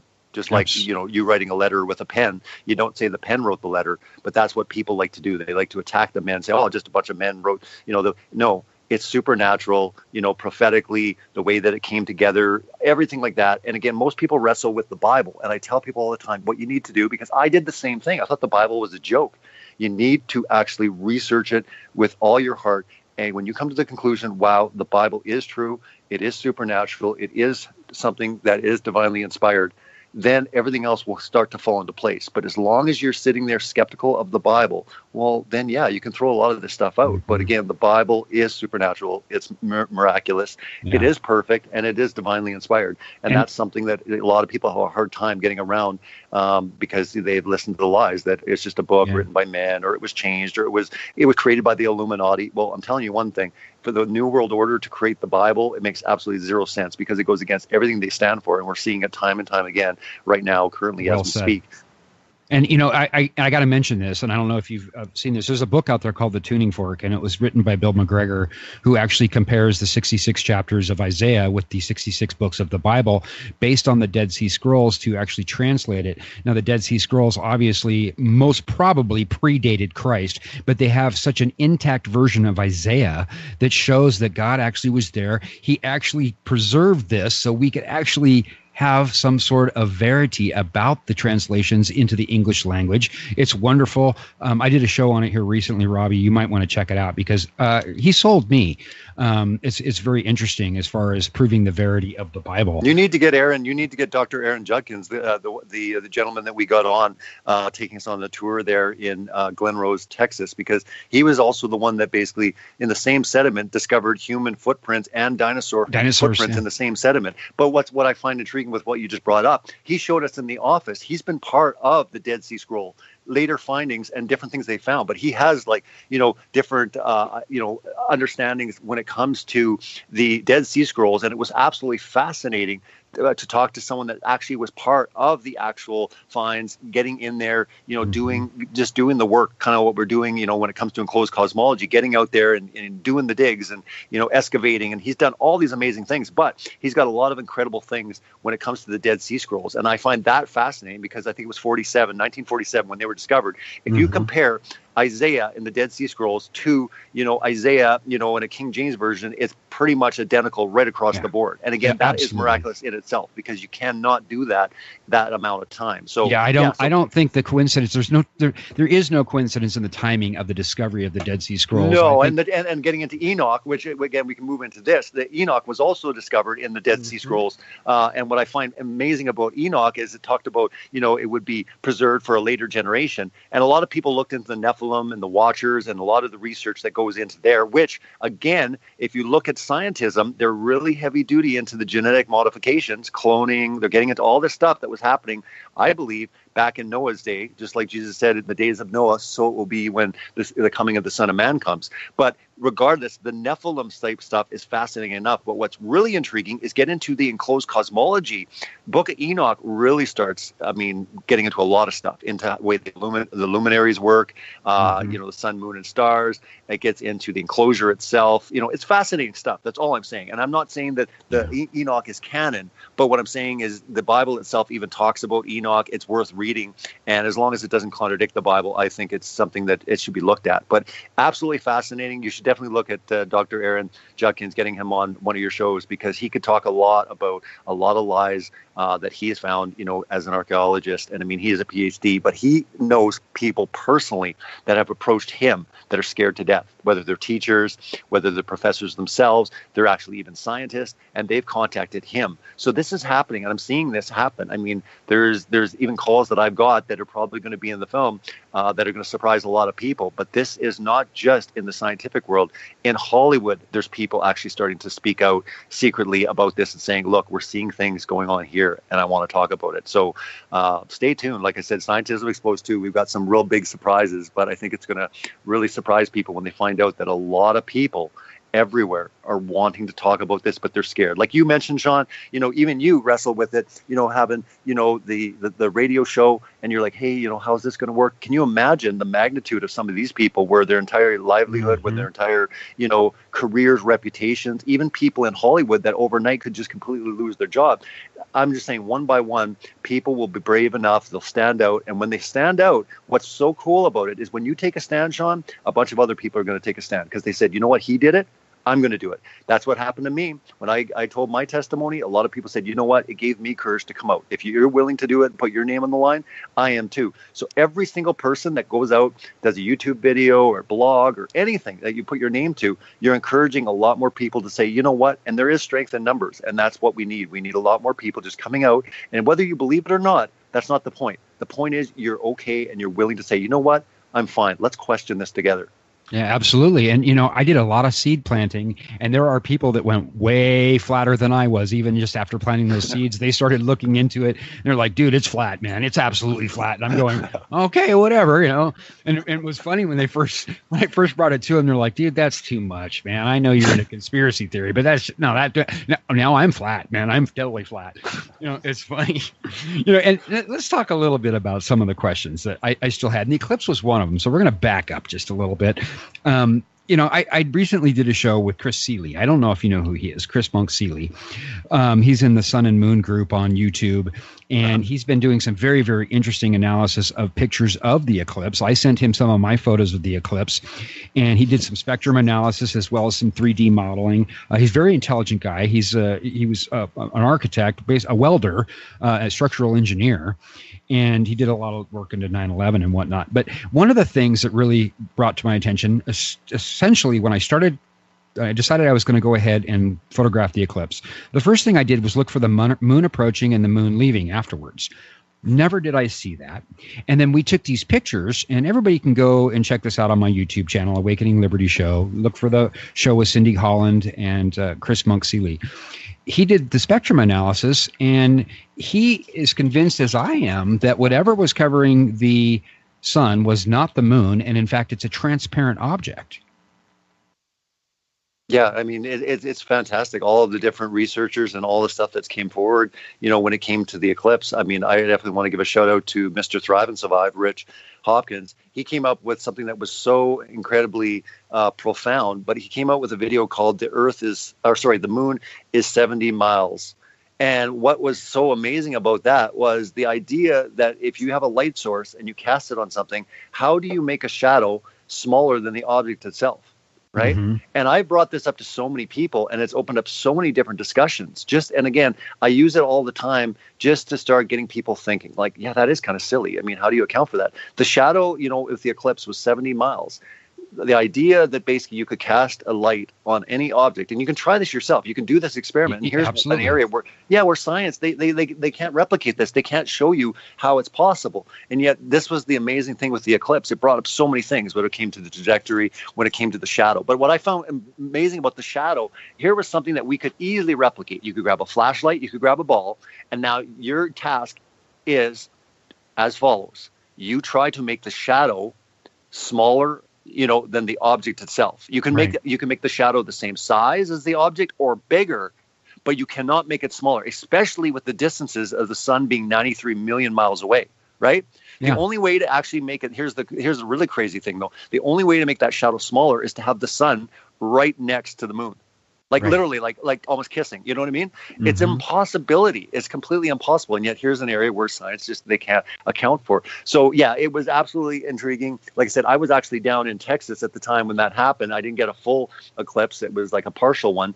We still captured it. We were talking to people on the street. What do they think? You know, is there some weird stuff going on? Because we just wanted to talk to people on the street and find out, you know, where are they at? We wanted to open this dialogue. And I think any of these things are good to open the dialogue and going, yeah, that doesn't make sense. You know, yeah, well, this doesn't make sense either. And start, you know, like you said, planting seeds, because you don't know what's going to happen when you plant these type of seeds. It's good for people to investigate. It's good for people to question, especially when it comes to a lie that affects everyone's worldview. And why that's so important is, like I said, scientism is the only thing that is basically put in place that affects everyone's worldview, regardless whether you're a Christian, you're an atheist, you're a Buddhist, you're a New Ager, you're a witch, you're a Satanist. It doesn't matter. Your worldview is shaped by scientism. So the idea is, wait a minute, what does the Bible say versus what does the mainstream narrative say? And again, you know, even the idea, you know, of don't look at the eclipse, you're going to go blind, you know, like they always warn you like crazy, right? Get the special goggles, you know. There's tons of people that looked at the eclipse, myself included. I've done it before. But what I'm saying is there's some weird stuff going on when, you know, I always say be suspicious. Yeah, they don't want you to look at it because they don't want you to see something. It's weird though, and it's weird, Sean, too, as well. Too, you always have to be suspicious when they're getting involved and giving you free stuff. Hey, free goggles provided by the government. You know, get your free goggles. You know, it was almost like when they transferred the.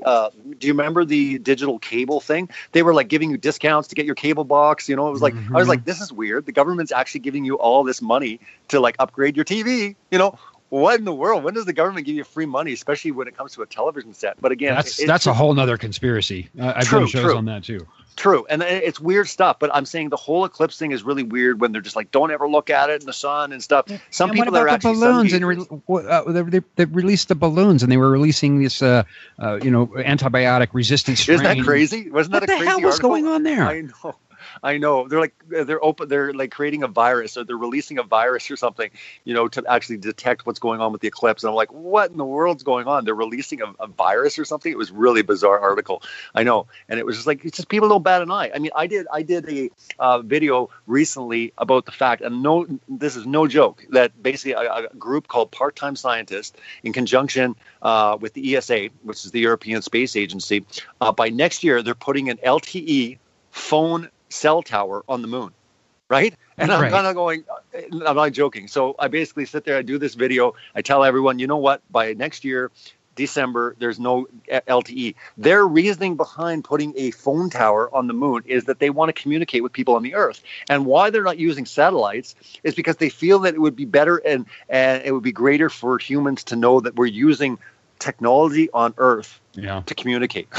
And I'm like, seriously, that's your reasoning? You're not going to use your infrastructure? Satellites are a heck of a lot closer to the moon than an LTE, phone tower. But this is the ridiculous stuff. People are actually, it doesn't matter what NASA or scientists discovered when it comes to space. People just eat this stuff up. They believe it. And again, I think it's important that people are coming out and saying, let's expose this. SpaceX and Virgin Galactic. Well, these guys aren't NASA and these guys aren't government. These are private space companies. If you look at the history of these companies, 2003, you look at an article. Yep, 2004, we're going to the moon. Yep, we're going for sure. And then you read in 2004, yep, it got delayed. We're going in 2005. And then it'll be like, in 2007, we're going to be taking the space flight. We're doing, it's now 2010. No, now it's 20. Constant. Jaron did a really, really good video on it where he just went right through and showed how from way back, they have just delayed. But they're saying, yep, for sure, 100%, we're going there. Well, here you have a part-time. Here's what I want, Robbie. I want somebody to do a verifiable circumnavigation of the globe, north to south, pole to pole. Not going to happen. Did you know the recent one that happened? Basically, they did they were going to do it, and if you look at the data, they stopped, they went across, and they still was awarded from circumnavigating north to south. If you actually look at the last expedition that was supposedly done, look at the actual data. It's totally not north to south at all. It's all over the place. Mm-hmm. Nobody is going to go over it because it can't. And again, with 2017, with all this technology, if they can put satellites up in the thermosphere withstanding temperatures like that, don't give me the excuse that it's too cold in Antarctica to fly over. That's Absolutely. ridiculous. It's ridiculous. It's an utter lie. And again, they want us to rely on the blue marble from Apollo 17 when NASA already says we can't go past low Earth orbit. But in 1969, we went to the moon and went 240,000 miles on technology less sophisticated than your current cell phone. iPhone 3. It's actually a little bit less than an iPhone 3, the 3G. The 3G had more megahertz power than the Apollo. Now think of that. Stop and think about that. That was like the original iPhone, or the actual edition afterwards. We're talking a megahertz power in an iPhone in the beginning of the iPhone stage had more megahertz power than the Apollo. The idea that basically they went to the moon, people need to look into that, because here's the reality. They've never gone. They never can. They never will be able to, because it's not possible. It's just something that it's hard for people to wrap their head around, but it's at least worth it. Life's short enough. Why don't you just look into it? Because there's a mountain of evidence. I talked about this before one of the breaks. As I said, what you were battling with is you had a couple questions, but the mountain of evidence that's piling up for you, Sean, is becoming so big that even if you have a couple little questions, how do you go back on this mountain of evidence? Even if you don't get those questions answered, somebody asked me one time, they said, what would it take for you, to go back to believing in the globe? And I'm like, it's just an impossibility. It's like me going back to believing in evolution. I can't do it. Right? I can't do it There's either. no transitional fossils. I mean, like what I'm saying is there's so many problems. It's not just one. And that's the thing. When we're getting into enclosed cosmology, when we're getting into the heliocentric, when we're getting into eclipses, there's so many problems that say there's 50 things. All 50 of those things need to be addressed, which they can't be. Yeah, absolutely. And you know what I find, I really find that blows me away is what NASA does. Do you realize NASA gets $52 million a day of our tax dollars? And we have these bloopers where they're showing people in space, and you can actually see in their visors and their helmets. You can see a camera operator who is not dressed in an astronaut suit. You would think with $52 million a day, they would, they'd have a little bit better propaganda machine. Everybody stay tuned. We're going to be right back. We're going to talk about the Southern Cross and the North Star Polaris. Everybody stay tuned.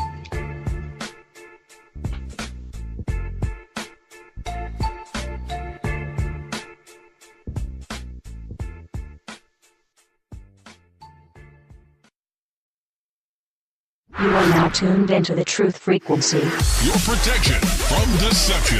TLR. Truth Frequency Radio.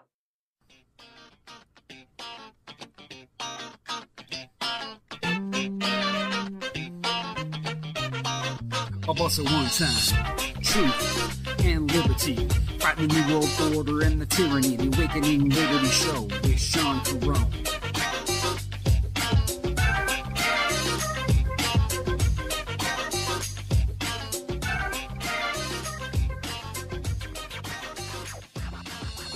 And we are back. Final segment of the Awakening Liberty Show right here on truthfrequencyradio.com. My guest today is filmmaker Robbie Davidson and founder of Celebrate Truth on YouTube. Also, he has organized a massive event in Raleigh, North Carolina, November 9th and 10th, the Flat Earth International Conference. Who's going to be there, Robbie? We got a really great lineup. We got Rob Skiba, we got ODD TV, we got Patricia Steer, Mark Sargent, Jaron Campanella from the YouTube channel Jaronism. We got Bob Nodell, Globebusters, also Jonathan Christopoulos, the Morgal. A lot of people know him by the Morgal. David Weiss, Deep Inside the Rabbit Hole. We got the Controversy 7, Emmanuel Lakonga, Carly Medrano, Pastor Dean Odell, and Mr. Thrive and Survive, Richard Hopkins himself. So it's going to be really awesome couple of days doing a lot of different type of different sessions, and we've got a lot of great surprises planned. Yeah, I planned on being there, but it just did not work out financially, nor I just took a job too, and I'm just not going to be able to get the time off. But next year, I'm definitely going to go and be a part of it. Well, and that's the thing. And what's amazing too about the Flat Earth International Conference, and I tell people this all the time, is the world is looking at this. We have people like media coming in from Australia. The Sydney Herald is coming in. We've got media from Germany, India. There's a true international press coming in. There's 2 documentaries that are going to be shooting actually at the conference. I've been having the opportunity to talk to quite a few different reporters. They sincerely are intrigued because they're at a point now where, they've done articles or they've seen different, things, but they're looking at kind of this community. And they're trying to figure out, what is it? Because it's not just a religious thing, because there's lots of people that, aren't religious or don't believe in the Bible that are into flat earth. It's not just conspiratorial, because you have, scientific minded, like I was talking before. So they're at a point now where they really want to, start interviewing people, get to the bottom of this. And what's great about it is, again, we have now this platform to, get the message out, get people questioning things. And I tell people all the time, it doesn't matter whether it's a negative article or a positive article. If 100 people laugh at us, but one person says, wait a minute, I'm going to look into that a bit further. It's all about one person at a time. And again, that's exactly what we're looking at when it comes to, the conference. There's a massive billboard that's going up right by the conference. It's going up a month prior to the conference. It's I think it's going down Monday after the conference. And there's a huge event going to be taking place there to kick off the conference. It should be live streamed as well, so everyone can kind of see as far as the kickoff itself. The live stream tickets right now are available if you go to fe2017.com, just FE as in flat earth, but fe2017.com. If you go to the tickets, we have live streaming on right now. The early bird is $17 for both days. And then after October 15th, it goes to $27. The conference itself is sold out. The tickets, like I said, the demand was absolutely phenomenal. Already looking in for next year, it's going to exponentially grow. There are a lot of people, and we're finding out more and more people, even the people that have contacted me or reached out through the conference.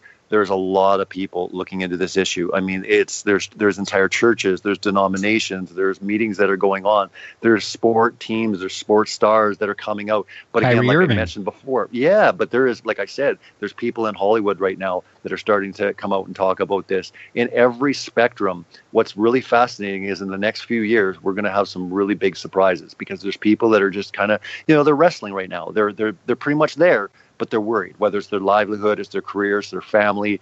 They're worried, for different reasons.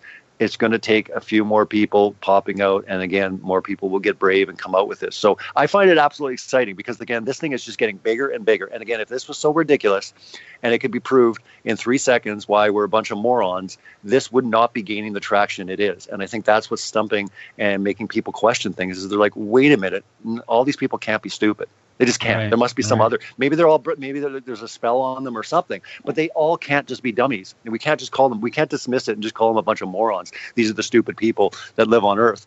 Something else is going on, and I find that really encouraging, because again, there's some really bright minds that are going to be doing some amazing presentations at the conference. And again, this is an opportunity. Like I said, one of the taglines is 500 years in the making. This has never happened before. This is the first International Flat Earth Conference, and with everyone coming together with the amount of expertise and stuff that they've brought, whether it's experimentation, whether they've looked into the science side, or they've looked into, like, Pastor Dean Odell and even Rob Skiba, looking deep into the biblical, getting into the Hebrew and Greek, and really starting to wrestle with a lot of these things. It's making a lot of people think. It's making a lot of people wake up and at least start the journey. And again, even with Scientism Exposed, I get numerous amounts of people saying that it helped them so much, just cracking that foundation and start their journey. If it was one little thing that was said, they're like, that is weird, I'm going to go look. And then again, they just start their journey for themselves. Because again, I always say, don't listen to me. I have to say that I've been blessed with eyes to see and ears to hear, and I've come to this and many, many other truths, and have come to realize that we are being lied to on a massive scale, and that there is an agenda to kill God. There is an agenda to kill intelligent design, and there's a lot of lies being told to further that agenda. Let me ask you this, because Chris Monk, Seeley, and I actually shared thought on this.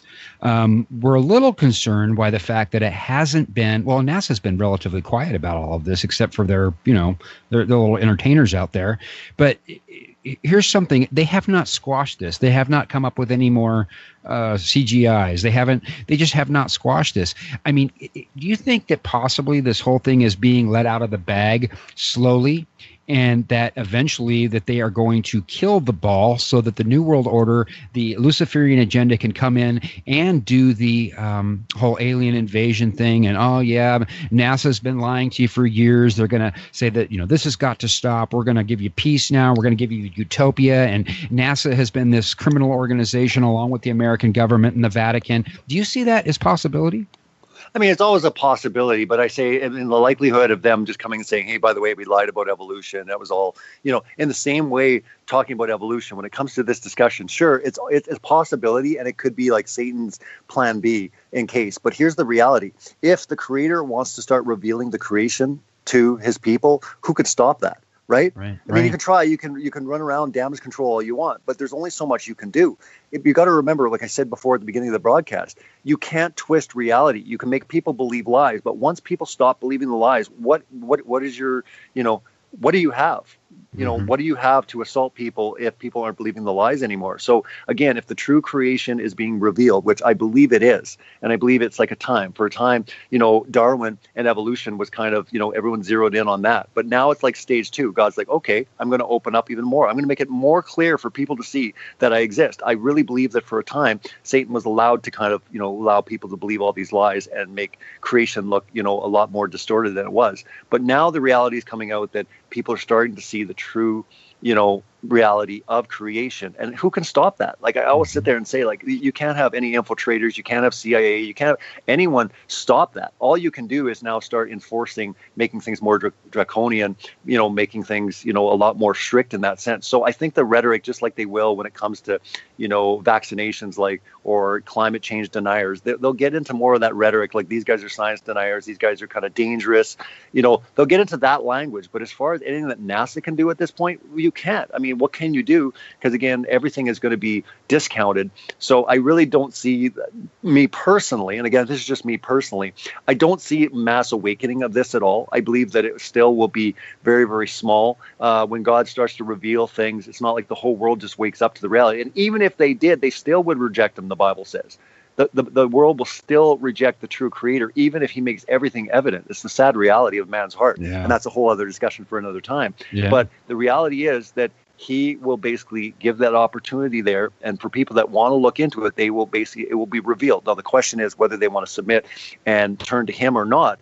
But as far as Satan or NASA or the New World Order having any power, no, this just prolongs it. It basically said their timeline was going along. It's almost like the internet gets introduced and it kind of slows them down for a bit. And then they start getting control of the internet. Then all of a sudden some new technology comes along. Al Gore's really regretting inventing the internet at this point.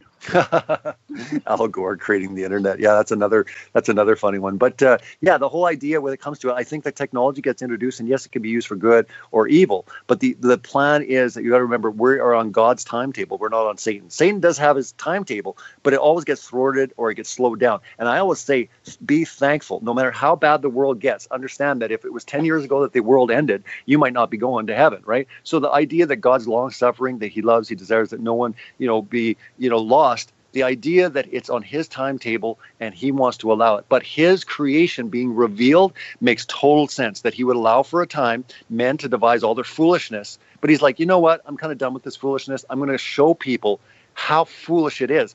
And if you talk to anybody that's into flat earth or enclosed cosmology, they now look at the spinning heliocentric globe not as just another theory. They look at it as silliness, nonsense. Isn't that intriguing when God himself says the wisdom of the world, their theories, their wisdom is foolishness? And yet when you come to a literal point of view, when it comes to a biblical created order, you look at all these things that are being presented, NASA and their little images, and you're like, that's so silly.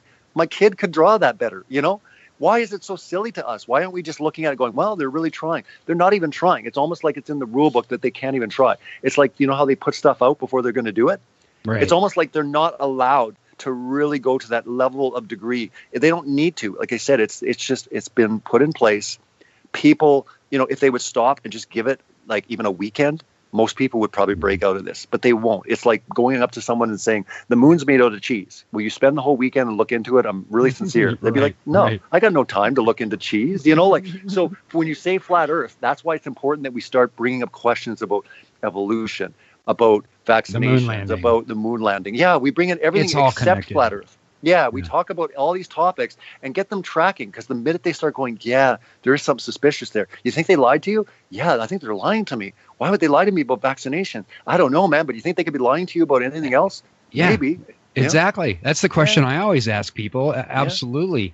And here's one other thing, and I'm going to direct this to my good friend and colleague out there who is a conspiracy realist, Ralph Epperson. And this is a question that comes up to a lot to me.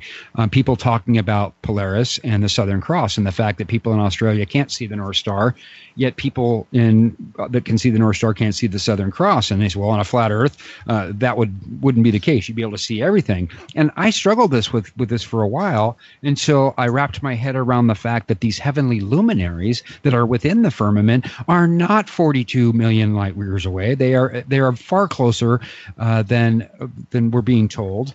And once you wrap your head around that and you understand perspective, is that the explanation?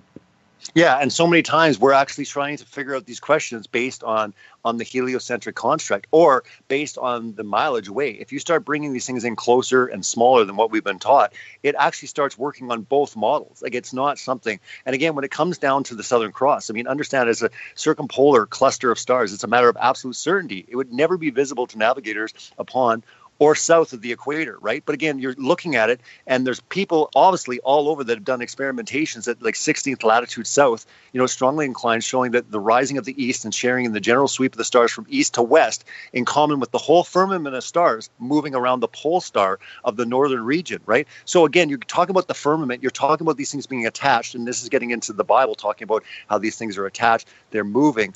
Again, it comes down to the different models. But what I find intriguing with that one question, and it's been brought up to me numerous times, because I was doing an interview a couple of weeks back with the Power Hour, and one of the questions got into this. And really, someone pointed out, understand that the motion of the celestial bodies in the sky have no bearing on the terrain that we're standing on, right? So yes, it can be a question, but it does not discount the shape of what we're on. It has absolutely zero to do with it. And that was the most intriguing thing with me, because I was always thinking, okay, my model's in jeopardy if I can't figure this out. It has nothing to do with it. That's a whole other question, but it has no bearing on basically the terrain or land that we're standing on, right? So again, that's something that, like I said, was just brought up to me recently.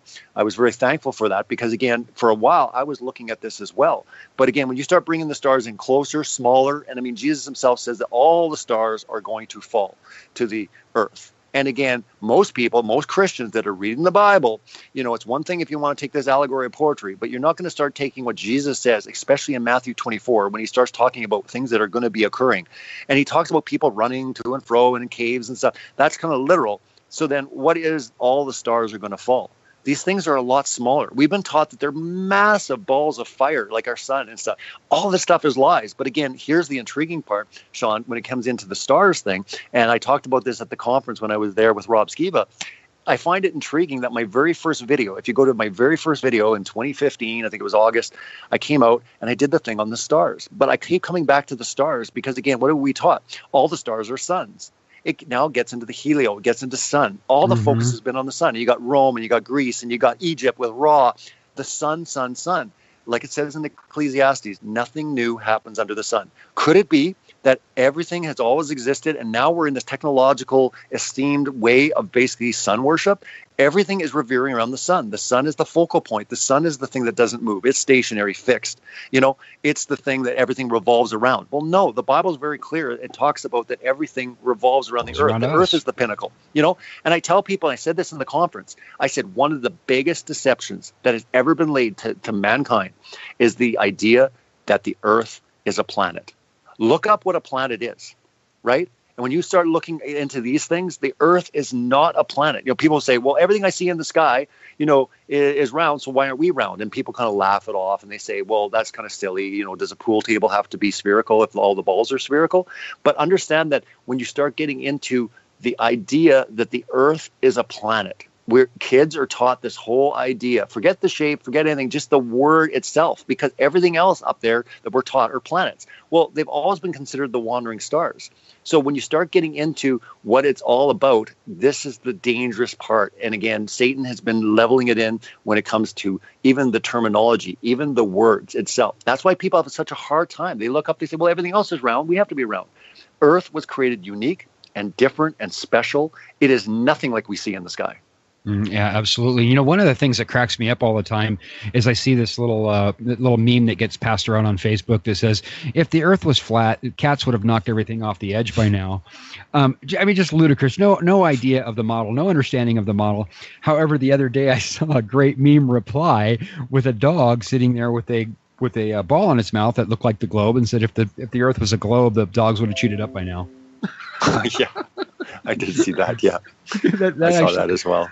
That just killed me. I mean, absolutely. So you know, well, I guess I want to talk a little bit more about perspective, because here's something that always comes to mind, and I point this out to people who are still looking at me like I'm a nut about perspective, is the fact that this geoengineering that seems to be going on really, really demonstrates perspective to a huge degree, because obviously this plane's flying at you and you see this long tail across the deal, and everybody thinks it's just going down, when in fact that plane never changed altitude. However, that perspective matrix is there. It disappears in the horizon, and we see this all the time. We're getting hammered today, that it appears that it rises, that it actually goes up, when in fact it doesn't. I mean, that plane may have been flying at 30,000 feet for 40, 50 miles, but it does appear that it's going up and down, when in fact it never changed altitude.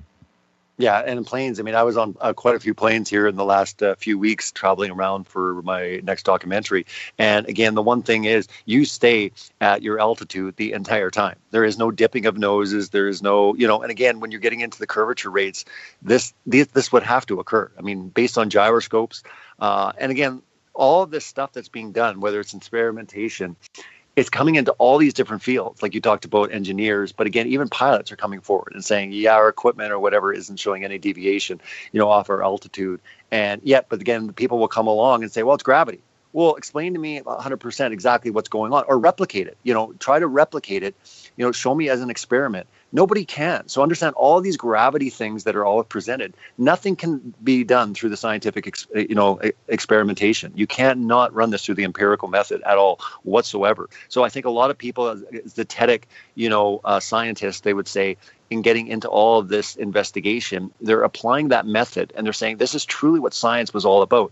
It was hijacked a long time ago. Anybody of significance, just like the world, we can talk about the puppets in the government. We can talk about the puppets that are all in place, to do, Satan's bidding. But again, in scientism, all throughout the ages, these guys were handpicked and chosen to be. You brought up the Tesla quote.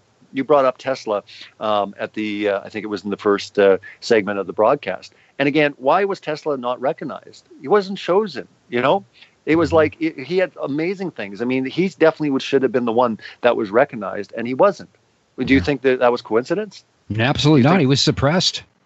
Exactly. So the whole thing is, it doesn't matter whether it's the Oprah Winfreys of this world or whether it's the great scientific minds. You have to start looking into them. And when you see time and time again, right back to Pythagoras that stole all his stuff from Babylon, I mean, where do you think he got it from, right? He got it from the mystery schools and stuff. So, these guys are put on pedestals and saying, oh, Pythagoras is amazing. We do the Pythagorean theorem. He stole it from Egypt.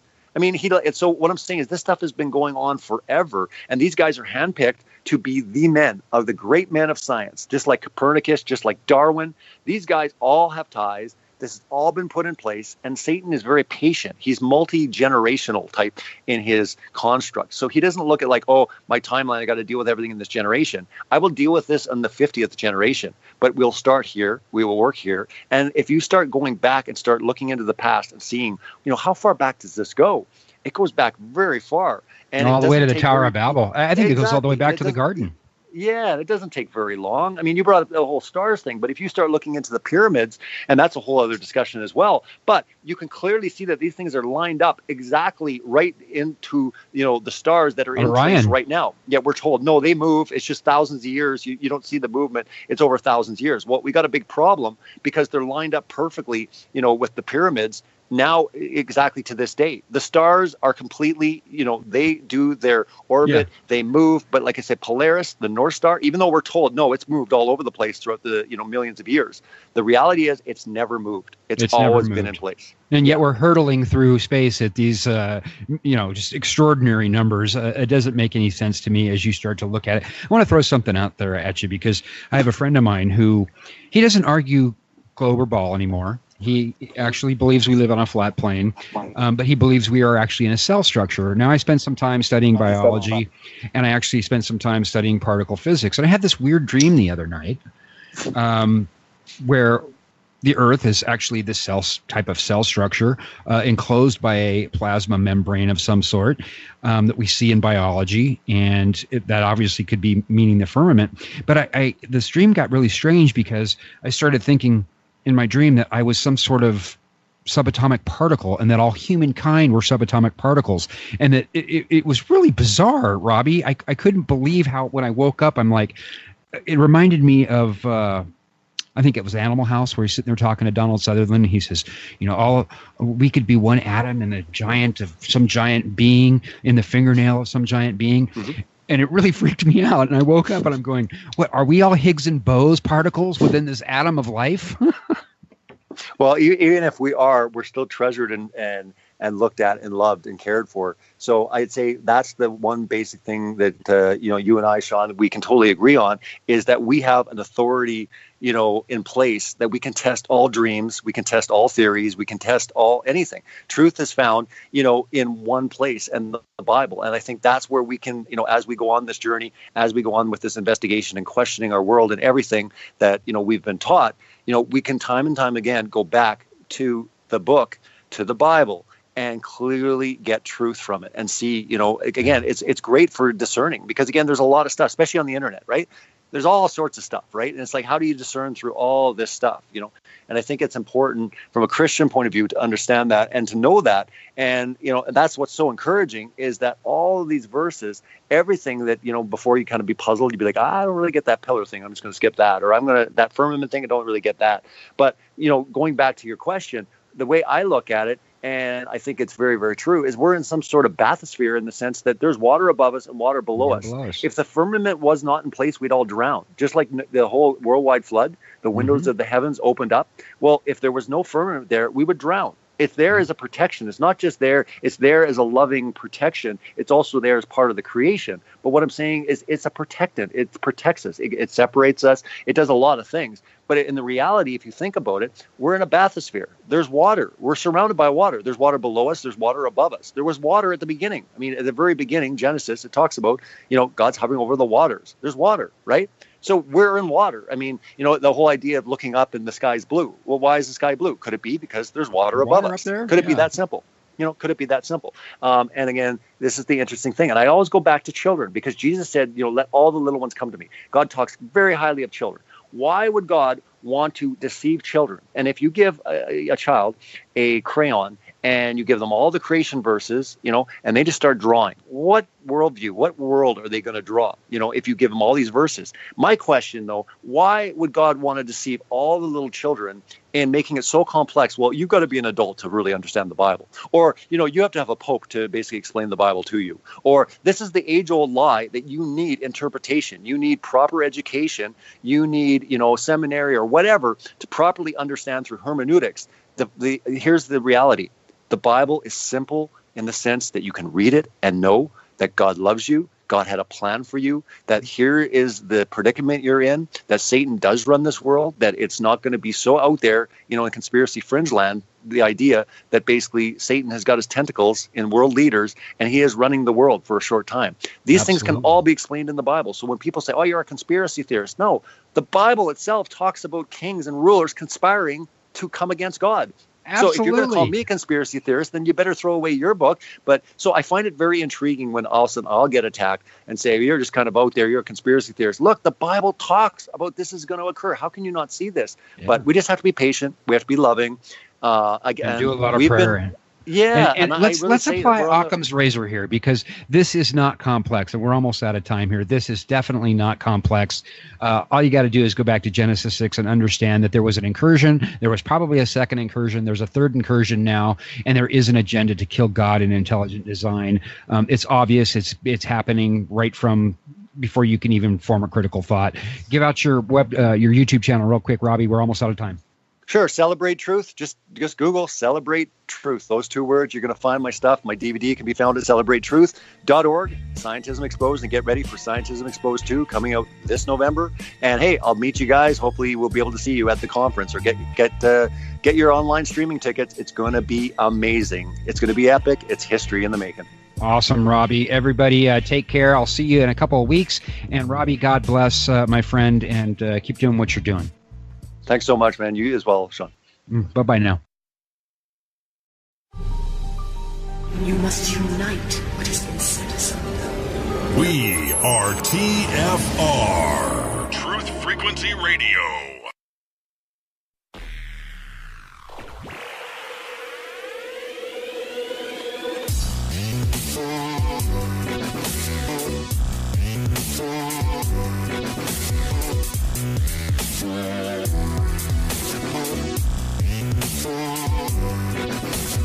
From the biggest little city in the world in the clear blue waters of Lake Tahoe, broadcasting from an undisclosed location in the Truckee River Valley on Truth Frequency Radio, this is the Awakening Liberty Show with Sean Caron. If you came to prove, there's no reason to prove.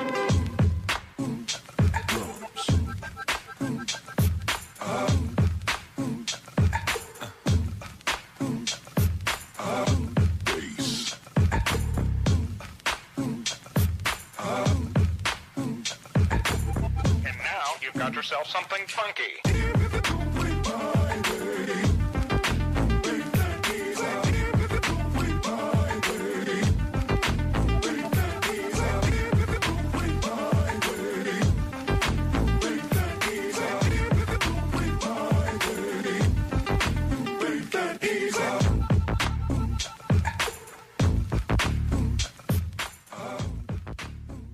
Well, hello and good Saturday afternoon to you all. Welcome to the Awakening Liberty Show right here on truthfrequencyradio.com. I am your humble host, Sean Caron.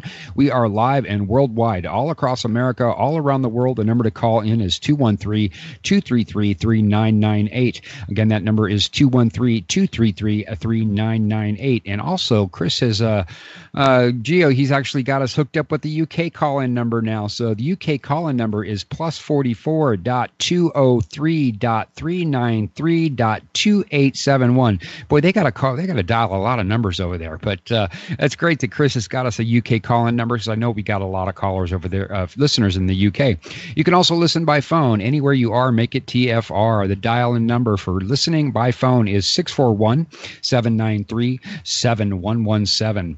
And again, that number is 641-793-7117. Coming up in just a little bit, the Awakening Liberty Show right here, we're going to be welcoming back Robbie Davidson from Celebrate Truth to talk about his new films and the Flat Earth International Conference coming up in Raleigh, North Carolina, November 9th and 10th. And we're going to be talking a lot with him. And we're also waiting for Lori Alexander. She contacted me shortly before the program and said that they were digging up her street and she was having her internet was down. So I have given her the call-in number, and hopefully she'll be calling in here shortly. Just monitoring Facebook here, but she doesn't appear to have any internet. So she said, I think, what did she say? She said if she was a conspiracy theorist, she might be paranoid. I said, well, maybe you might be, because why are they working on a Saturday in your street? But we're going to wait for Lori to call in here in just a little bit. In the meantime, today's broadcast contains truth. It may in whole or in part be intercepted, impeded, interrupted, stolen, stored, used, and misused by a broad self with other white supremacists. This is ridiculous. And then, I'm no fan of Donald Trump. Everybody knows that. And then he responds, ESPN is paying a really big price for its politics and programming. People are dumping it in record numbers and should be apologizing for untruth, which I completely agree with. Now, Jamil was apparently, ESPN initially said that she was fired, but then denied that she was fired and put her basically, she's back on her show and whatnot. Trump is now saying, hey, this is a fireable offense, and I would agree. And so would ESPN. Then I would call to issue Curt Schilling. He was an all-star pitcher and one of the highest profile baseball analysts on ESPN. He was fired a while back because he drew intense criticism. Well, they said for promoting an offensive commentary on social media. Well, he didn't actually do that. He responded to a post of an overweight man wearing a wig and woman's clothing with parts of the T-shirt cut out to expose his chest, and it said, "Let him in." And again, here's this transgender deal. And all he did was comment on it about the fact, and actually thought it was ridiculous that North Carolina had to pass a law to bar transgendered people from entering the wrong bathroom. So they fire him for that, for tweeting that. He didn't even do the post. He just made a comment on it about the ridiculous nature. In fact, he called it pathetic that they needed a law to tell people this. So ESPN, obviously, there's something going on here. You got a conservative, arguably conservative baseball analyst who makes a conservative comment on a post about transgenderism in bathrooms. They fire him immediately. You have a black woman who calls our president of the United States a white supremacist. And they do nothing to her. So a lot of things going on out there. It's pretty crazy.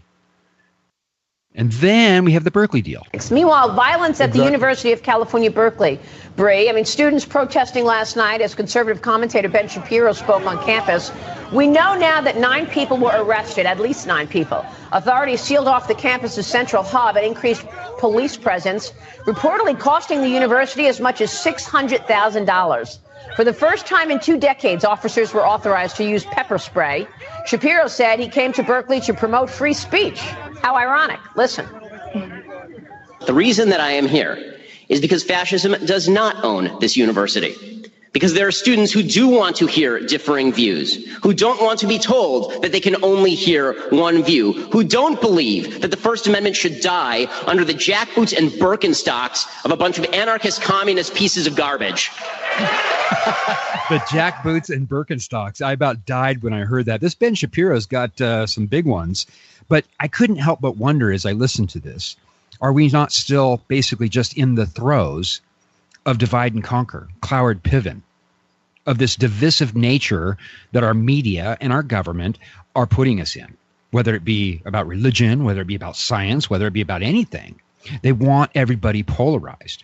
And I wonder how much this conservative commentary of Ben Shapiro, who I actually show, Bill Nye Saves the World. What a crazy title that is. No kidding. But he comes out and he says, look, he goes, it's scientifically proven now. There's no scientific facts. Nobody comes forward showing the evidence. He just says it's now scientifically proven that we're discovering that there's more than just 2 genders.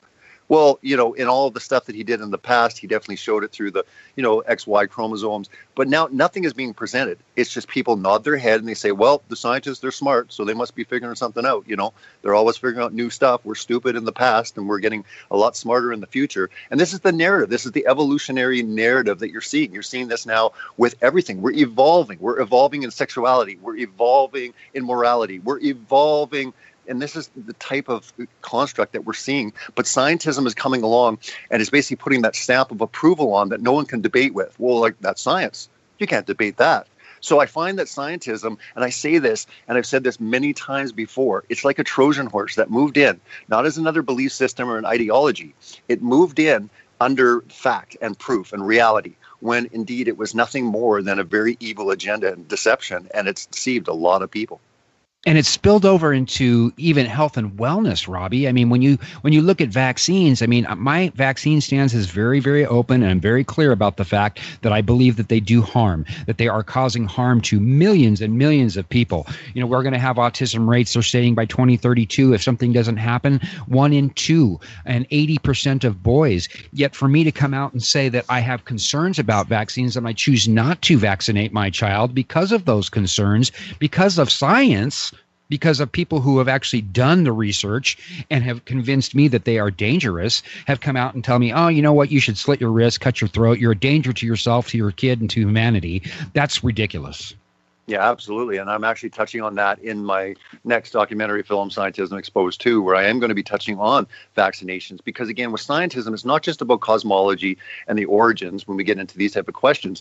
It's also in many areas. Now, when you start looking at it, you'll see this in everything. You'll see this GMOs, you'll see this in chemtrails, you see this even in weather modification. But when you're talking specifically about vaccinations in the medical industry, pharmaceutical companies, scientism has basically got its tentacles in every single area. But this is all done by design. This was kind of Satan's plan, in my opinion, from the very beginning was to get something in place that could substantiate each one of them, so that basically anyone that was actually saying something other than the official narrative would be seem crazy, would seem dangerous. And hey, we've got to work on this kind of thing. And that's what we're seeing with the rhetoric with all of these things, whether it's looking at the next generation. But you brought up a very good point when it came to vaccinations, even getting into climate change, man-made climate change. There's a lot of good scientists out there.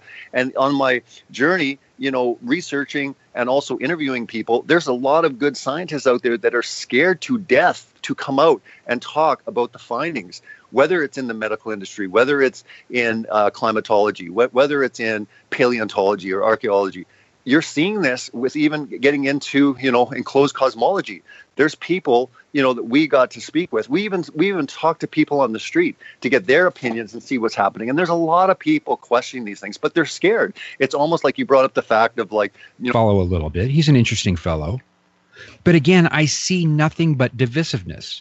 $600,000 Berkeley is said to have paid for this. And then you've got the media basically giving props to Berkeley for allowing Ben Shapiro to even speak there. I don't think so. Part of me says this was all fabricated. This was all part of the agenda, all part of the idea to basically get more Soros-type funded riots going on. So we really got to look at these things and be careful, because what he said was actually pretty cool. But again, it was there to incite what I would consider to be a divisive agenda about America and what's going on in the streets. Anyway, I found that very interesting. So we do not have Lori Alexander on. She has not called into the show yet. So we're going to just move forward. And I would like to introduce to you Robbie Davidson from Celebrate Truth. How are you doing today, Robbie? Doing great, Sean. It's awesome to be on the show again. It's always a privilege and an honor. Thank you so much. And thank you so much for what you're doing.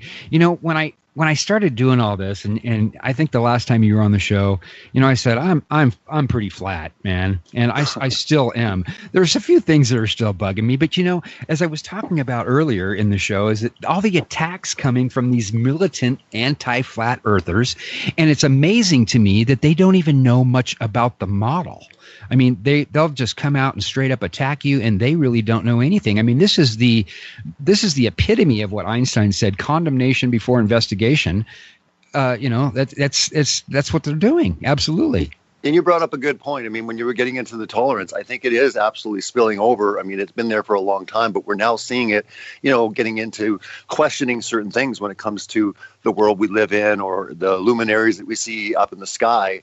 You're seeing, this polarization, but coming to a full, extent that, we haven't seen before. Now we're getting into points now where they're talking about how we might be dangerous and that we're, inflicting this on the next generation and that we're science deniers. And I think the rhetoric is going to increase where they're using words like, racist and bigot and stuff on the other side of the argument when it comes to these type of issues. When it comes into scientism, you're going to see some very dangerous language. I'm starting to actually see that in my research, even Scientism Exposed 2, which I'm working on right now. A lot of the research, there is actually a shift. You're starting to see talking points being directed towards the children. We got to protect the children. And that's one thing they always try to say is, hey, we've got to really, it's one thing you want to believe that, but I'll tell you one thing, you're not going to be allowed to teach your kids that. So they're going to use the children. They're also going to use these language. And I find it's so incredible when you watch the news and you see what's going on.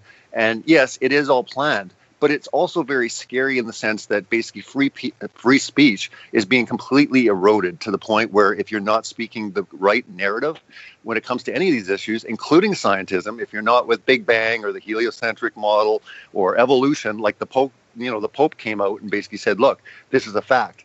You can see how basically everything is merging together, and they're using scientism. Even when you were bringing up the transgender debate, they're now starting to substantiate it using science. I mean, Bill Nye, on his Netflix set of intelligence agencies, hackers, professional thieves, government operatives, and creeps. The Awakening Liberty Show is now being carried live on IPMNation.com, iHeartRadio, TuneIn, and the K-Star Talk Radio Network, plus the Pyramid One Channel 2, WLIR in Australia, and of course on YouTube. We're approaching 5,000 subscribers. Thank you so much for all of your love and support over there on YouTube. And let's see here. Awakening Liberty Store, real quick, stop by, say hello, and use coupon code ALS20. Get 20% off. It's the biggest sale I've ever done on the best non-GMO, made in USA emergency food in the industry. Stop by again and check it out. ALS20, coupon code gets you 20% off. We've got survival seeds, water storage, survival gear. Obviously, we've got the food, chicken and beef, all kinds of stuff, lots of veggies, all non-GMO. And obviously, we actually have the largest serving size in the industry. I'd like to start off the day with a prayer. God, I offer myself to thee to build with me and to do with me as thou wilt. Relieve me of the bondage of self, that I might better do thy will. Take away my difficulties, that victory over them may bear witness to those I would help of thy power, thy love and thy way of life. May I do thy will always. Father in heaven, fill us with the Holy Spirit so we may experience thy peace. In Christ's name we pray. I'm sitting here waiting for Lori, but she may be having some problems, so I've told her to call in, but I don't see her yet. So I'm going to kind of get into what I wanted to talk about before we bring Robbie on here real quick. I put a post up on my page this morning because, everything in the world right now seems so upside down and backwards. And one of the things that really seems to be bothering me a lot is that those who preach tolerance the most are seemingly the least tolerant. It's all over the place. Hypocrisy in motion. This even comes up with the flat earth debate. I have lost so many friends since I actually embraced and started fellowshipping, especially with Christian flat earthers, and still kind of on the fence, although I did put a deal up the other day because I still have some questions that I can't reconcile as far as the flat earth goes. But I'll tell you what, I'm more flat than I am anything else. I don't believe anything NASA says. But these people who preach tolerance, all of a sudden, just because I might believe something different than they do, they're all, up in arm, calling names, just harassing, attacking, this, that, and the other thing. It's absolutely crazy. And it's really getting tiresome. And then obviously here's another example, okay? At issue right now in the media hubbub of the week, we got ESPN's Jemele Hill, host of SportsCenter, who, by the way, I've never liked her. I don't think she's a good broadcaster. I don't like her sports commentary at all. She's got a job for two reasons. One, she's a woman. The other one, she's African American. But she wrote a series of tweets earlier this week calling out the president for racism. Jemele Hill says on Twitter, Trump is the most ignorant, offensive president of my lifetime. His rise is a direct result of white supremacy, period. Next tweet, the height of white privilege is being able to ignore his white supremacy because it's no threat to you. Well, it is a threat to me, she says. Donald Trump is a white supremacist who has largely surrounded himself